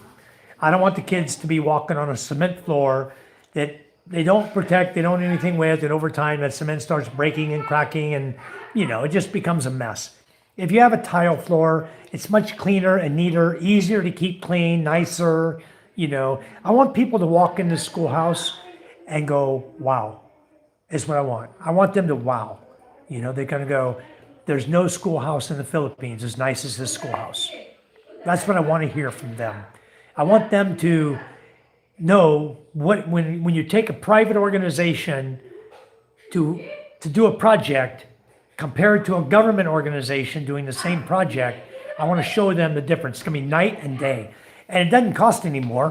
Whether the government were doing it or whether a private organization is doing it, it's not going to cost any more. It's just they don't want to fund it. They would rather the building collapse before they put any money into a building. And proof of that, all under the eaves of the big school building, it was all rotted. Boards falling down, plywood falling down. And I asked the teacher, I asked teacher Ruel, I said, does this look safe to you? We have our kids, they walk underneath this, under the eaves every day, going to the classroom. Does this look safe to you? What's it gonna take? A board to fall on a kid before you guys take this old wood down, this rotten wood? I was getting really upset about it, and it's the front of the school and the back of the school. I told them, the back doesn't so much matter. Kids aren't going back there. But the front, where they walk every day to the classroom and go into the classroom doors right underneath this broken wood, I said, it's gonna hurt somebody. I went up, that was after we started this private school project, doing this, the grade 4 to grade 6. Okay, and I was talking to him about that. And then the next day, we had volunteers up there. He put them up there, they ripped all the old wood down. So now it's actually safe. A child can walk in there, nothing's gonna fall on them, And then the grade 4 to grade 6, you guys are the ones who are helping the rebuild of this. It's all of your money. It's YouTube money that come in. You guys who are donating, you guys who are signing up for memberships, those of you who give private donations to the Buy Me a Coffee or the PayPal account on my top of my screen up there. The Buy Me a Coffee and the PayPal actually gives more than the YouTube does. YouTube takes like 45% of super chats and gifts. But they support my channel. They help my channel to grow, to bring in more people, so more people can give. But what I've decided to do, since I have good income, business, Social Security, pension, my wife and I talked about it. We said, let's just give the money from our channel, give it to the school. Let's make this elementary school a place that kids can enjoy learning, from. And so we started the project. You guys have funded. The majority of the project was already funded by you folks. Charm and I had, we had money we put in, and eventually it's coming around. If YouTube will ever pay us, they haven't paid us nothing yet. All your super chats and gifts that have come in have not been paid to our bank account yet, just so you know. Buy Me a Coffees, yes. PayPal, yes. Gcash, yes. All of that has gone into the fund. My wife's got records of everything. Every peso that came in, every peso that goes out. Charm has full records of all that. We sell hardware supplies, so we're taking our cost, and that's what we're passing on to the school. If we pay 240 peso for a sack of cement, the school gets it for 240 pesos. Plus trucking. We get charged for trucking as well. And where we were carrying it across the bridge, we had to pay guys also to carry the cement across the bridge. When they can deliver here to our home, up to the back of the village, we just use our chariot to go get it, and local help here. It's a lot cheaper, a lot easier, a lot better. So, and we have workers that we are paying for. We had volunteers for 15 days, and then their 15 days ran out. As soon as we hit the 15-day point, we had no more volunteers. So the volunteers that came, thanks to one of our supporters here, Josh Wilson, he sent over money to pay the volunteers for volunteering their time that they put into the schoolhouse, for their building the schoolhouse. So much, much appreciated. You guys, whatever you say, if you send something and you say, I want it to go to this, it's going to go to that. Okay, that's how Charm and I are. We put it where it's supposed to go. Like our video with Michael, who saw the bicycle downstairs, the poor kid, he wanted to preserve the bike as long as he could. So he wrapped rope around the rubber of the wheel and the rim so he could have something to roll on. Until one day, I don't know what happened, but his front wheel was all bent. The front rim was all bent, rotted, I guess. And Michael saw that. Michael here in the chat, Michael Apostle saw that, ATM. And he says, I want to buy that young lad a bicycle. So he sent it over PayPal Monday, or Tuesday rather, when we go to Masbate. I'm waiting on my pro forma. But Tuesday, when we go to Masbate, we will get that young lad a brand new bicycle. And he's going to love it. He doesn't know about it. No one's going to tell him about it. He'll be in shock when we call his mother to bring him to the house and we give him a brand new bicycle, courtesy of Michael Apostle. You guys are helpful. You guys really love our village and our children. And I thank you so much. From the bottom of my heart, I thank you. Because it's such a good feeling to know there are still such wonderful people out there that are willing to help people they don't even know, total strangers. You guys don't know me, you don't know the kids here, but you're willing to help. All of you have thrown us super chats and gifts and donations, and it's just really, everything has been so awesome. You know, Spiro and Jimmy John, and I can name all of you. There's so many of you. Ron Mutok.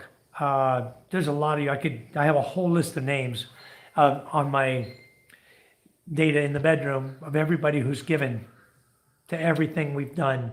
And it's so delightful to say thank you. Love all you guys. Let's get on with the chat there. It says, hey, CK, Patrick, nice house, Mike. Thank you, Patrick.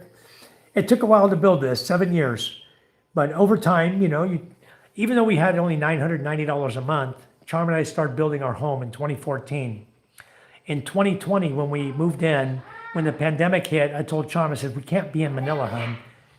We got kids, young kids. We had Micah and Ella in 2020. I said, we got to get out of here, you know? We might all get sick and die from this thing. So we packed up the trucks. I had just made a trip to Poland and come back. And I told her, I said, let's get out of here. We packed it up. All of our relatives were there. Packed them in the truck too. Brought them all back here to Masbate. We moved back. March of 2020. We came back March 11th of 2020. March 12th, no more ferry travel. They restricted ferry travel for all people. Nobody could move around the country. You were stuck. No buses, no transportation, nothing. You were stuck wherever you were. And the pandemic hit, and they really took it so serious that they stopped everything, stopped all movement here in the country. Luckily, we got out in time. We got here. Family had to do 10 days quarantine on our property, okay, which our property is the beach to the hills. So we have plenty of land to roam around on and not have to worry about infecting anybody or, you know, bothering anybody. But we went through it. Been here, done that, but it took us a long time to build our home. And you can see my kitchen cabinets. That's the second model. The first model was all wood, and the termites and ants started getting in and eating the wood and just rotted it all out. We ripped it all out. We went to steel, all metal framing, construction, and glass sliding doors, glass windows we can slide. So it turned out pretty nice. You know, the kitchen turned out pretty good. And we have full-size ref, inverter ref. It's full-size. I have full-size inverter ref. I got full-size freezers, a box freezer, a small one, box freezer, and a full-size freezer in the back. We make ice that we sell. So your electric bill runs about $150. That's not too bad, Twinkie. $150 is not too bad. But if you guys take my idea and just off your refrigerator for 10, 12 hours a day, turn it off during the peak time of electricity, and then turn it back on and let it run, it'll freeze what you got to freeze. You can buy ice bags like we have, fill them with water, put water in them and freeze them in that 12-hour period, and it'll keep everything cold in your freezer. The only thing is with ice cream needs constant cold hitting it to stay frozen. Otherwise, it'll get soft on you. That's why I say don't worry about keeping ice cream in your freezer. If you're going to do this idea, the ice cream is not going to stay hard frozen. In the 12 hours it gets, it starts defrosting, getting soft in the 12 hours that you're off. So, but your electricity bill is going to drop. You're going to see it. $8,500 isn't bad for steady power supply. It'll pay for itself. Correct, Michael. In the long run, it's going to pay for itself because the batteries are like 10 years. I forgot how many cycles, but they're warranted 5 years, 6,000 cycles, I think. But they're going to last longer than that. I anticipate them lasting longer. And even if they last that long, I'm happy because I'm off the grid. I don't have to worry about electric bill at all, period. 7:27 a.m. here, 6:27 Twinkie says here. Patrick Artie in Florida, I subscribe to your channel. I'm in Kansas, Twinkie says. Mike, did you ever hear of the USS Mooseburger? I believe I've heard of it. Rick? Is it Mooseburger or Mooseburger? Let me screenshot that, I'll look it up. I got you, I screenshot it, I'm gonna look it up. It's obviously, it's not a submarine. USS Mooseburger is a surface ship. I don't have another phone or a computer here, I'd look it up right now. CK says, same here, Patrick, I subbed you. Look, when I get off work, I cannot see from this phone. Okay. Patrick Rayhard, Phoenix says, please like and subscribe. Thank you, Phoenix. Thank you so much. Pohan, hello, Pohan. You made it in. Thank you. Pohan is from India. Thank you for coming in, sir. He said, hi, that's great, Michael. Not cutting corners and really keeping the kids' best interest at heart. Yeah, I don't want to cut any corners. I want to make sure that this is safe. Because this place, as I think I told you guys yesterday, this place is dubbing as an evacuation center also now. Because we're putting the kitchenette in it and it's going to be safe. The roof's not going to blow off on it. The walls aren't going to crumble. This is going to be a very, very safe building for storms. So we're going to allow it to be used, even though it's a private classroom, we're going to allow it to be used as an evacuation center. My wife is the president of the PTA. And the PTA, GPTA, General Parent Teacher Association, is the one who funded this building to begin with. And then it was private building to begin with. If it wasn't private, if this had been a public building, like the big building they have, I can't touch it. If I want to donate money to the big public building, I need to go to DSWD. They need to know how much I'm donating, who's going to handle the money. It becomes a real logistical corruption. And I don't want that to happen. So the private building, we're going to handle and make it beautiful. In the public building, we hope that at some point DepEd will come in and say, hey, it's termite eaten. We need to get rid of the wood and go to steel structure. And hopefully they'll change the roofing and steel structure on the building at some point. If the teachers complain enough how rotten it is, and an inspector can really come look at it, they'll know that that building is not fit to be housing our people in it. Our children. So it really needs to be done, but right now I don't want to fund any money into that building because that's a point where it becomes sticky, where you can get in trouble if the right people aren't doing what they're supposed to do with the money. It all comes back to where's the money coming from and are you laundering money? And it just becomes a nightmare of garbage, you know, and I don't want the garbage in my life. I don't need that stress. So we leave the big building alone. We handle the little building. We make it beautiful. We make a safe place for our kids. And if we're going to do another building for them, we do another building for them. Another private building. Then one day maybe they can take the kids out of that big building, put them in the other private building, you know, like that. So I want to build a gym for the kids with exercise equipment. Stair stepper, treadmill, you know, free weights. They can work out.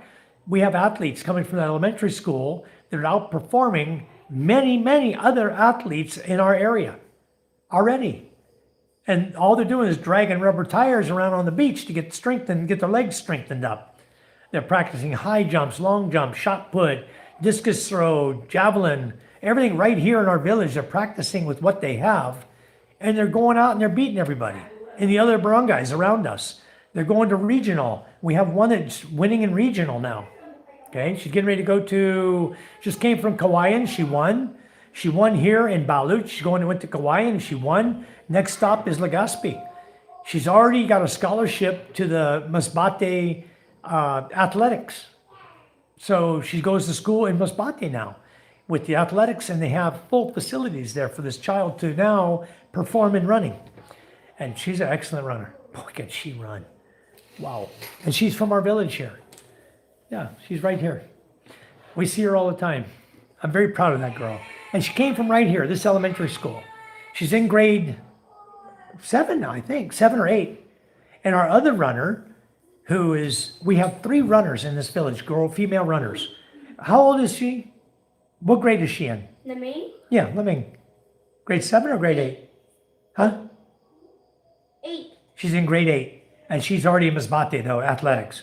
Okay, what about, Chubby? yeah, Chubby? Chubby's Grade 7. grade 7 with you. She's your classmate.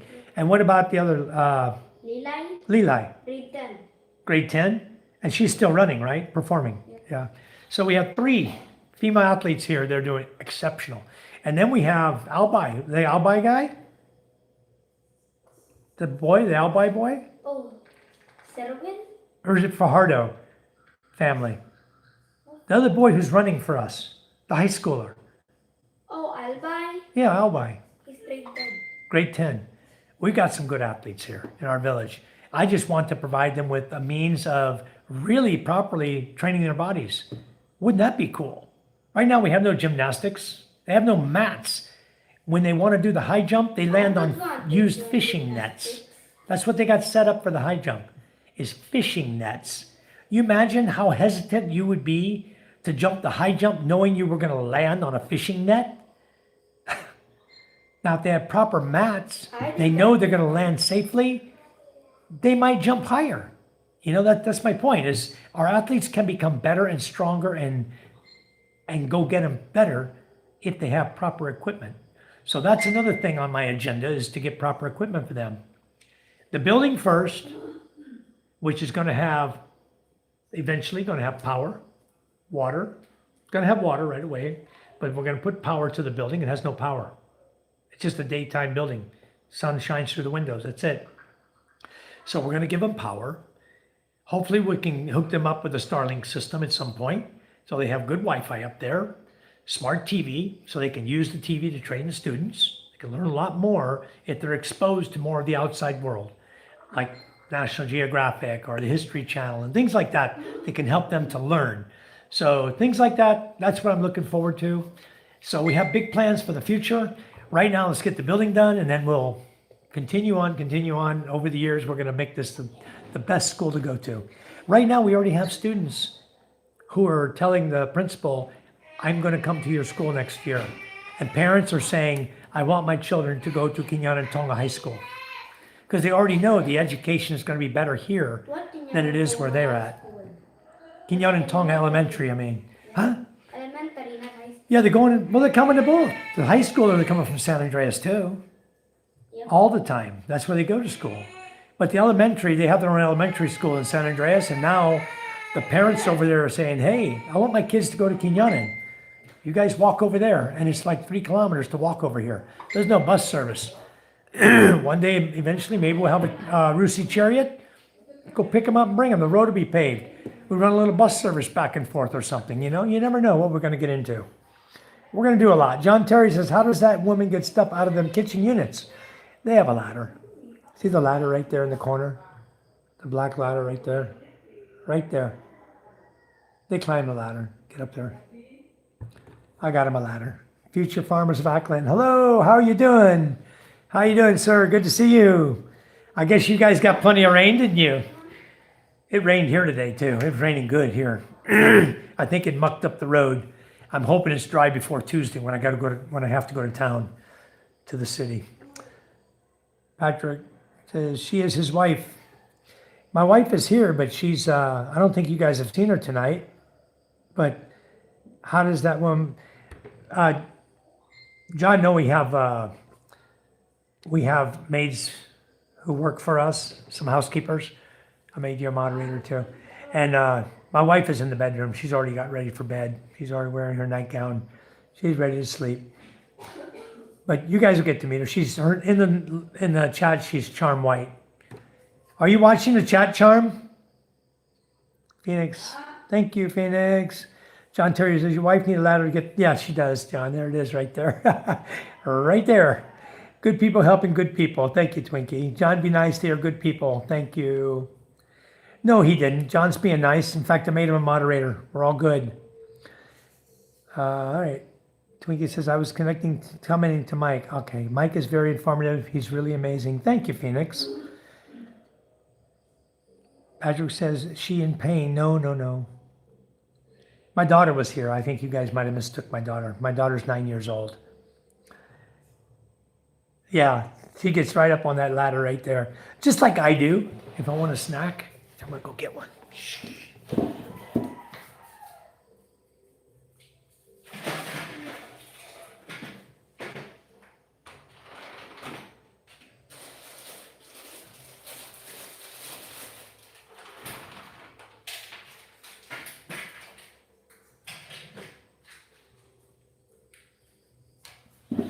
That's how you get up there. Be quiet so she doesn't yell at you for eating chocolate at night. Anyways, Moose Burger sounds good. That's a ship, Phoenix. Moose Burger's a ship. Yes, Spiro, that resort is here in Ballard. It's the Raffaella Resort, Beatriz Raffaella Resort. I'm going to be having a cookout tonight. Awesome, Patrick. I love cookouts. Did somebody say burgers? Yeah, you're making burgers for us, for you and Mike. Awesome. Michael's laughing. Yes. Happy, everybody. Love you all. Thank you, Patrick. Rick says, 3 of my cousins, 2 first cousins, second cousin, all retired in the Navy. One of my cousins served on the USS Moosebrugger. Not sure of the spelling, that's why I asked. Yeah, I don't know. I don't know about that ship because I think that was an East Coast ship, not a West Coast ship. So it might have been out of Virginia or South Carolina, but I don't think that was a San Diego. It was either East Coast or Hawaii, because I don't know all the ships there. But in San Diego, I knew all the ships, and that was not one of them out of San Diego. Thanks for your service. Just went in the Navy. Nice, Patrick. He'll enjoy it. What did he become in the Navy? My uncle was in the Navy 69, did 3 tours in Nam. He just passed away last Friday. Oh, sorry to hear that, Twinkie. But thank you for his service as well. Condolence, Twinkie. Yeah, great that he served. Rick says, C&K, I'll pass it on, but that's just the Navy. My first father served in the Air Force. My second father served in the Army, World War II. Wow, very nice, Rick. I had a stepfather as well. He was Air Force. My father never went in the service. In fact, in my family, I was the only child to join the military in my family. I'm like one of those kids that just had to be different, you know? I grew up, I'm really headstrong, I guess, when I was a kid. And I just wanted to do something different, to be somebody one day. And so, like, I remember my folks one time, my folks had my mother and my stepfather had the 3 boys, right? And then they were talking about one time that maybe the older children, you know, they could put them somewhere or whatever. I overheard a conversation anyway when I was a child. Basically was saying that, you know, us older kids who are a little older probably should find our own way or something to that effect. And I confronted my mom about it one day.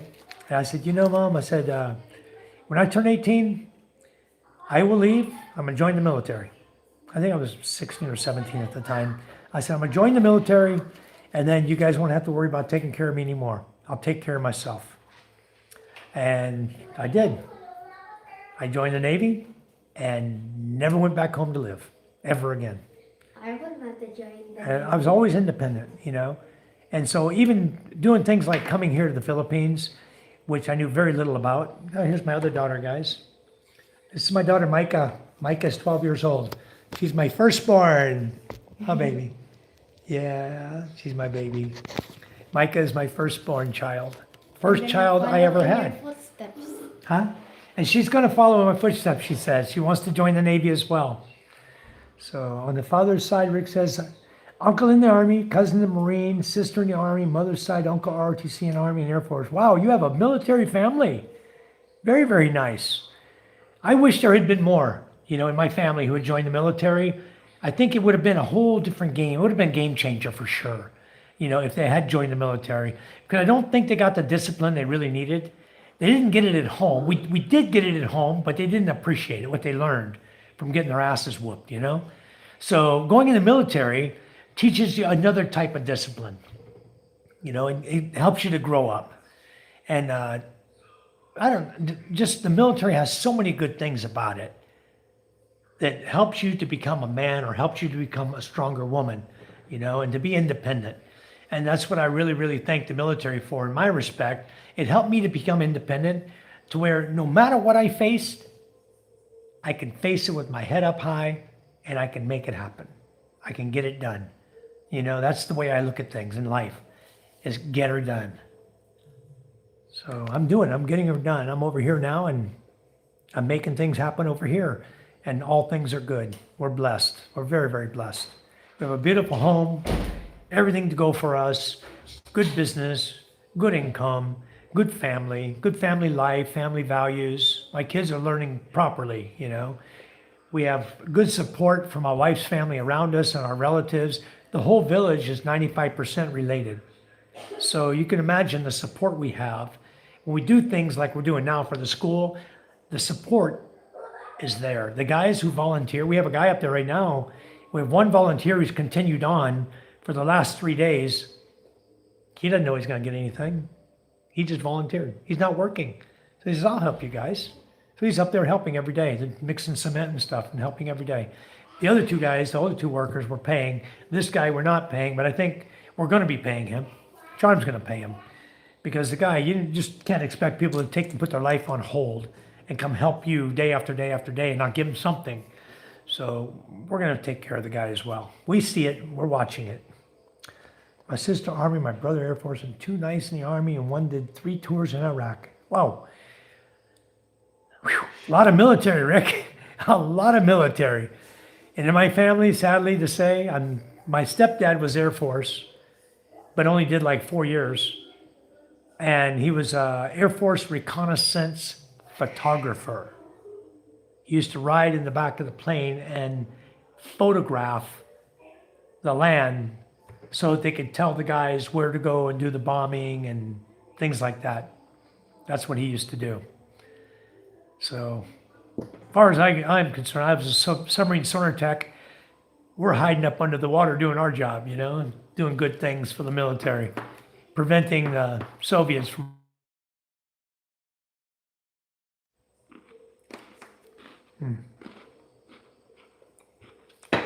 Cheers, guys. My meal is still full. Need to drink it so I can go to bed. Almost been 2 hours on here already. I think I'm on all chat still. Yes, I am. So I didn't miss anything. If I missed any of you, please tell me. If I missed a comment, please say it again. I'd love to make sure I didn't miss anything. I might have missed some going down through here. I'm going back right now. Going and seeing everything. Thank you again, guys, for the super chats. That's wonderful. Thank you so much. You guys know where that's going. I've supposedly, according to YouTube, I have like a $520 coming from super chats and gifts that have come in since I started my channel. I've never received 1 penny yet. So hopefully those guys will pay me like they said. 21. They said I'm fully verified for the money. Bank account's been verified, name, address, everything. I haven't got my PIN number yet for my AdSense. I don't think that's holding me up. Because just because you don't have AdSense doesn't mean you can't get paid for your channel, for all of the super chats and stuff. Once you reach $100, they're supposed to verify you and then send your money to you, and they haven't done it yet. Hopefully they will. We'll put that money straight in.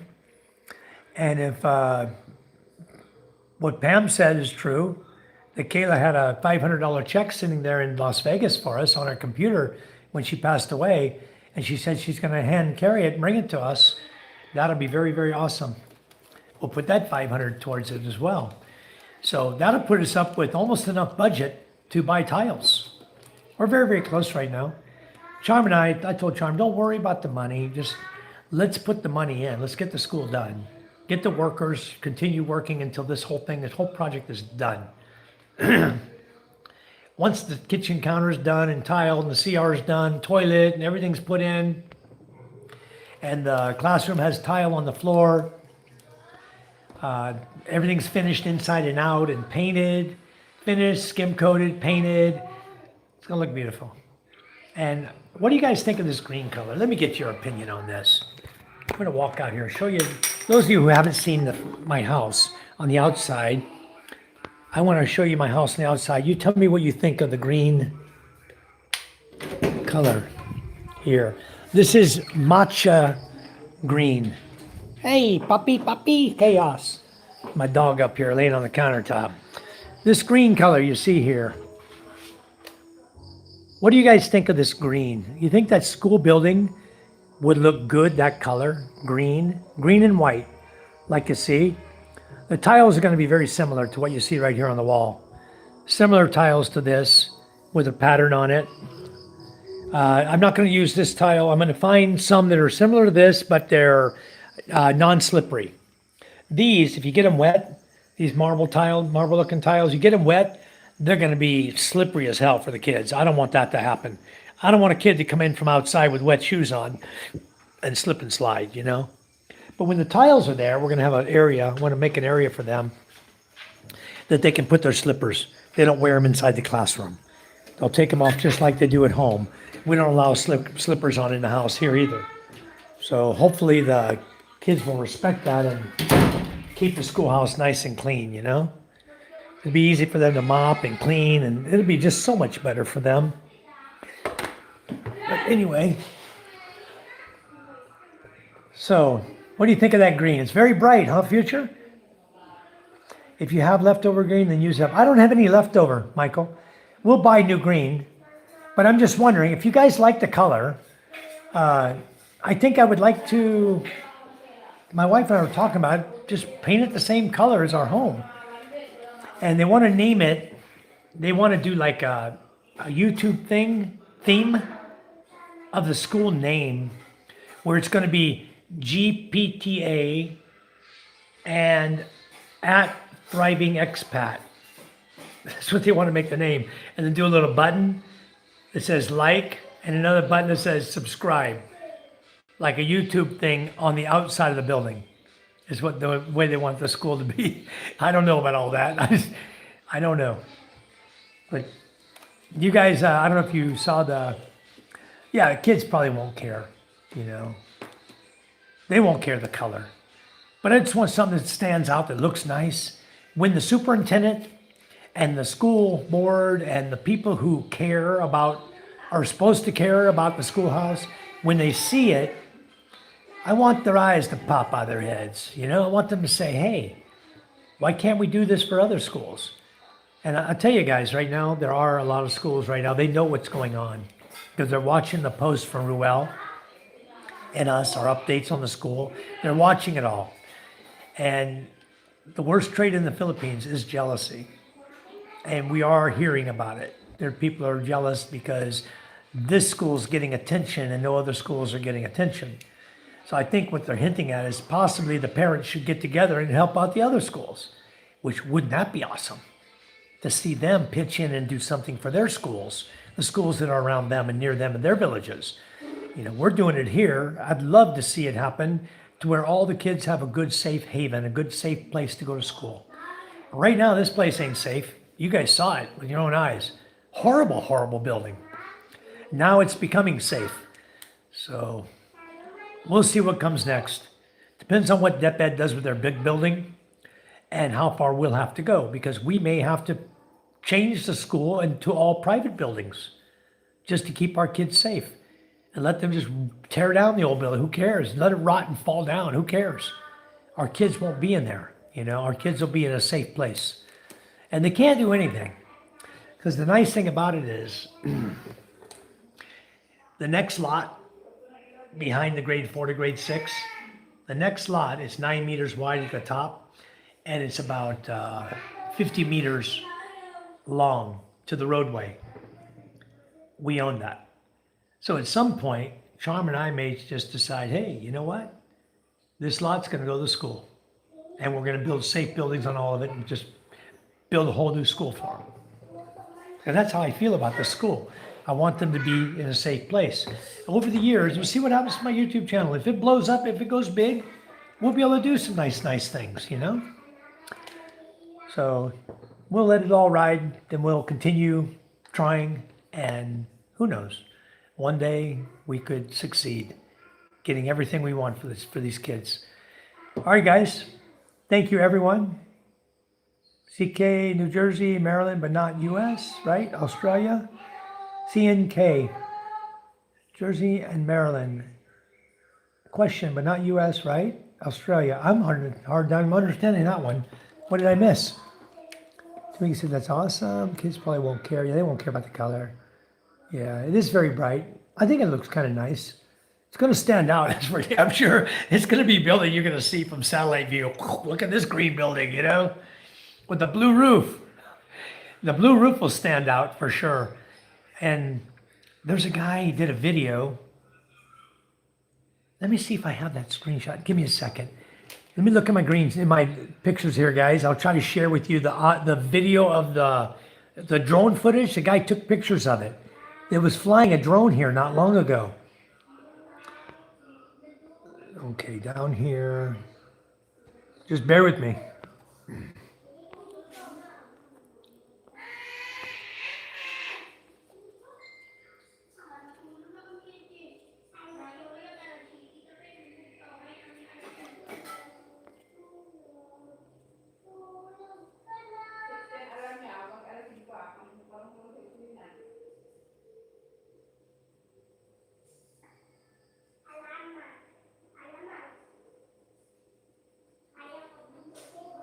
I thought it was better than that. I thought the roof was on, but it's not. But you can see the building. They were doing the cement work at the time when the guy came and flew the drone. He flew the drone over the village, and this is one of the pictures he took. Let's see what else I got on him.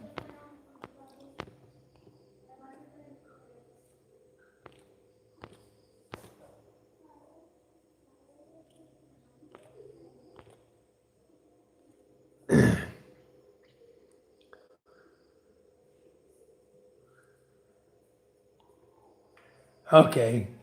What he got was he got my house. You see the red roof with all the solar panels on it? That's my balcony room, cement roof on the balcony, and also the red roofing on my home. That's my house there, the one on the right corner. The other one, the greenhouse, is my sister-in-law's house. It's almost the same color as mine. It's not a matcha, it's a different color green. So anyway, the guy was video recording with his drone, and you can see he got my house, captured my house in that picture. How do So we get in? hold on a second. What's going on, kids? Chaos. Okay, we're back. Huh? Chaos. Get chaos out of here. What time?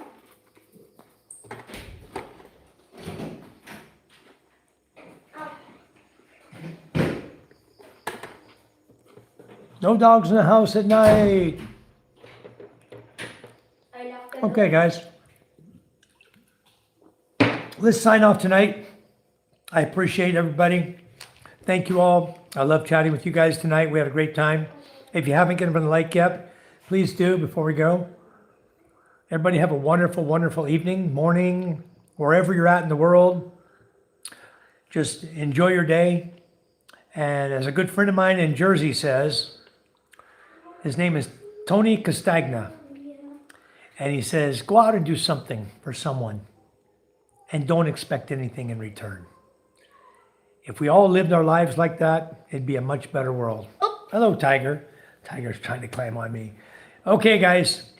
So, there's my tiger cat. We got cats and dogs here. All right. Love you guys. Everyone take care. God bless you all. Thanks for coming in. We'll see you again soon. Bye-bye. Peace.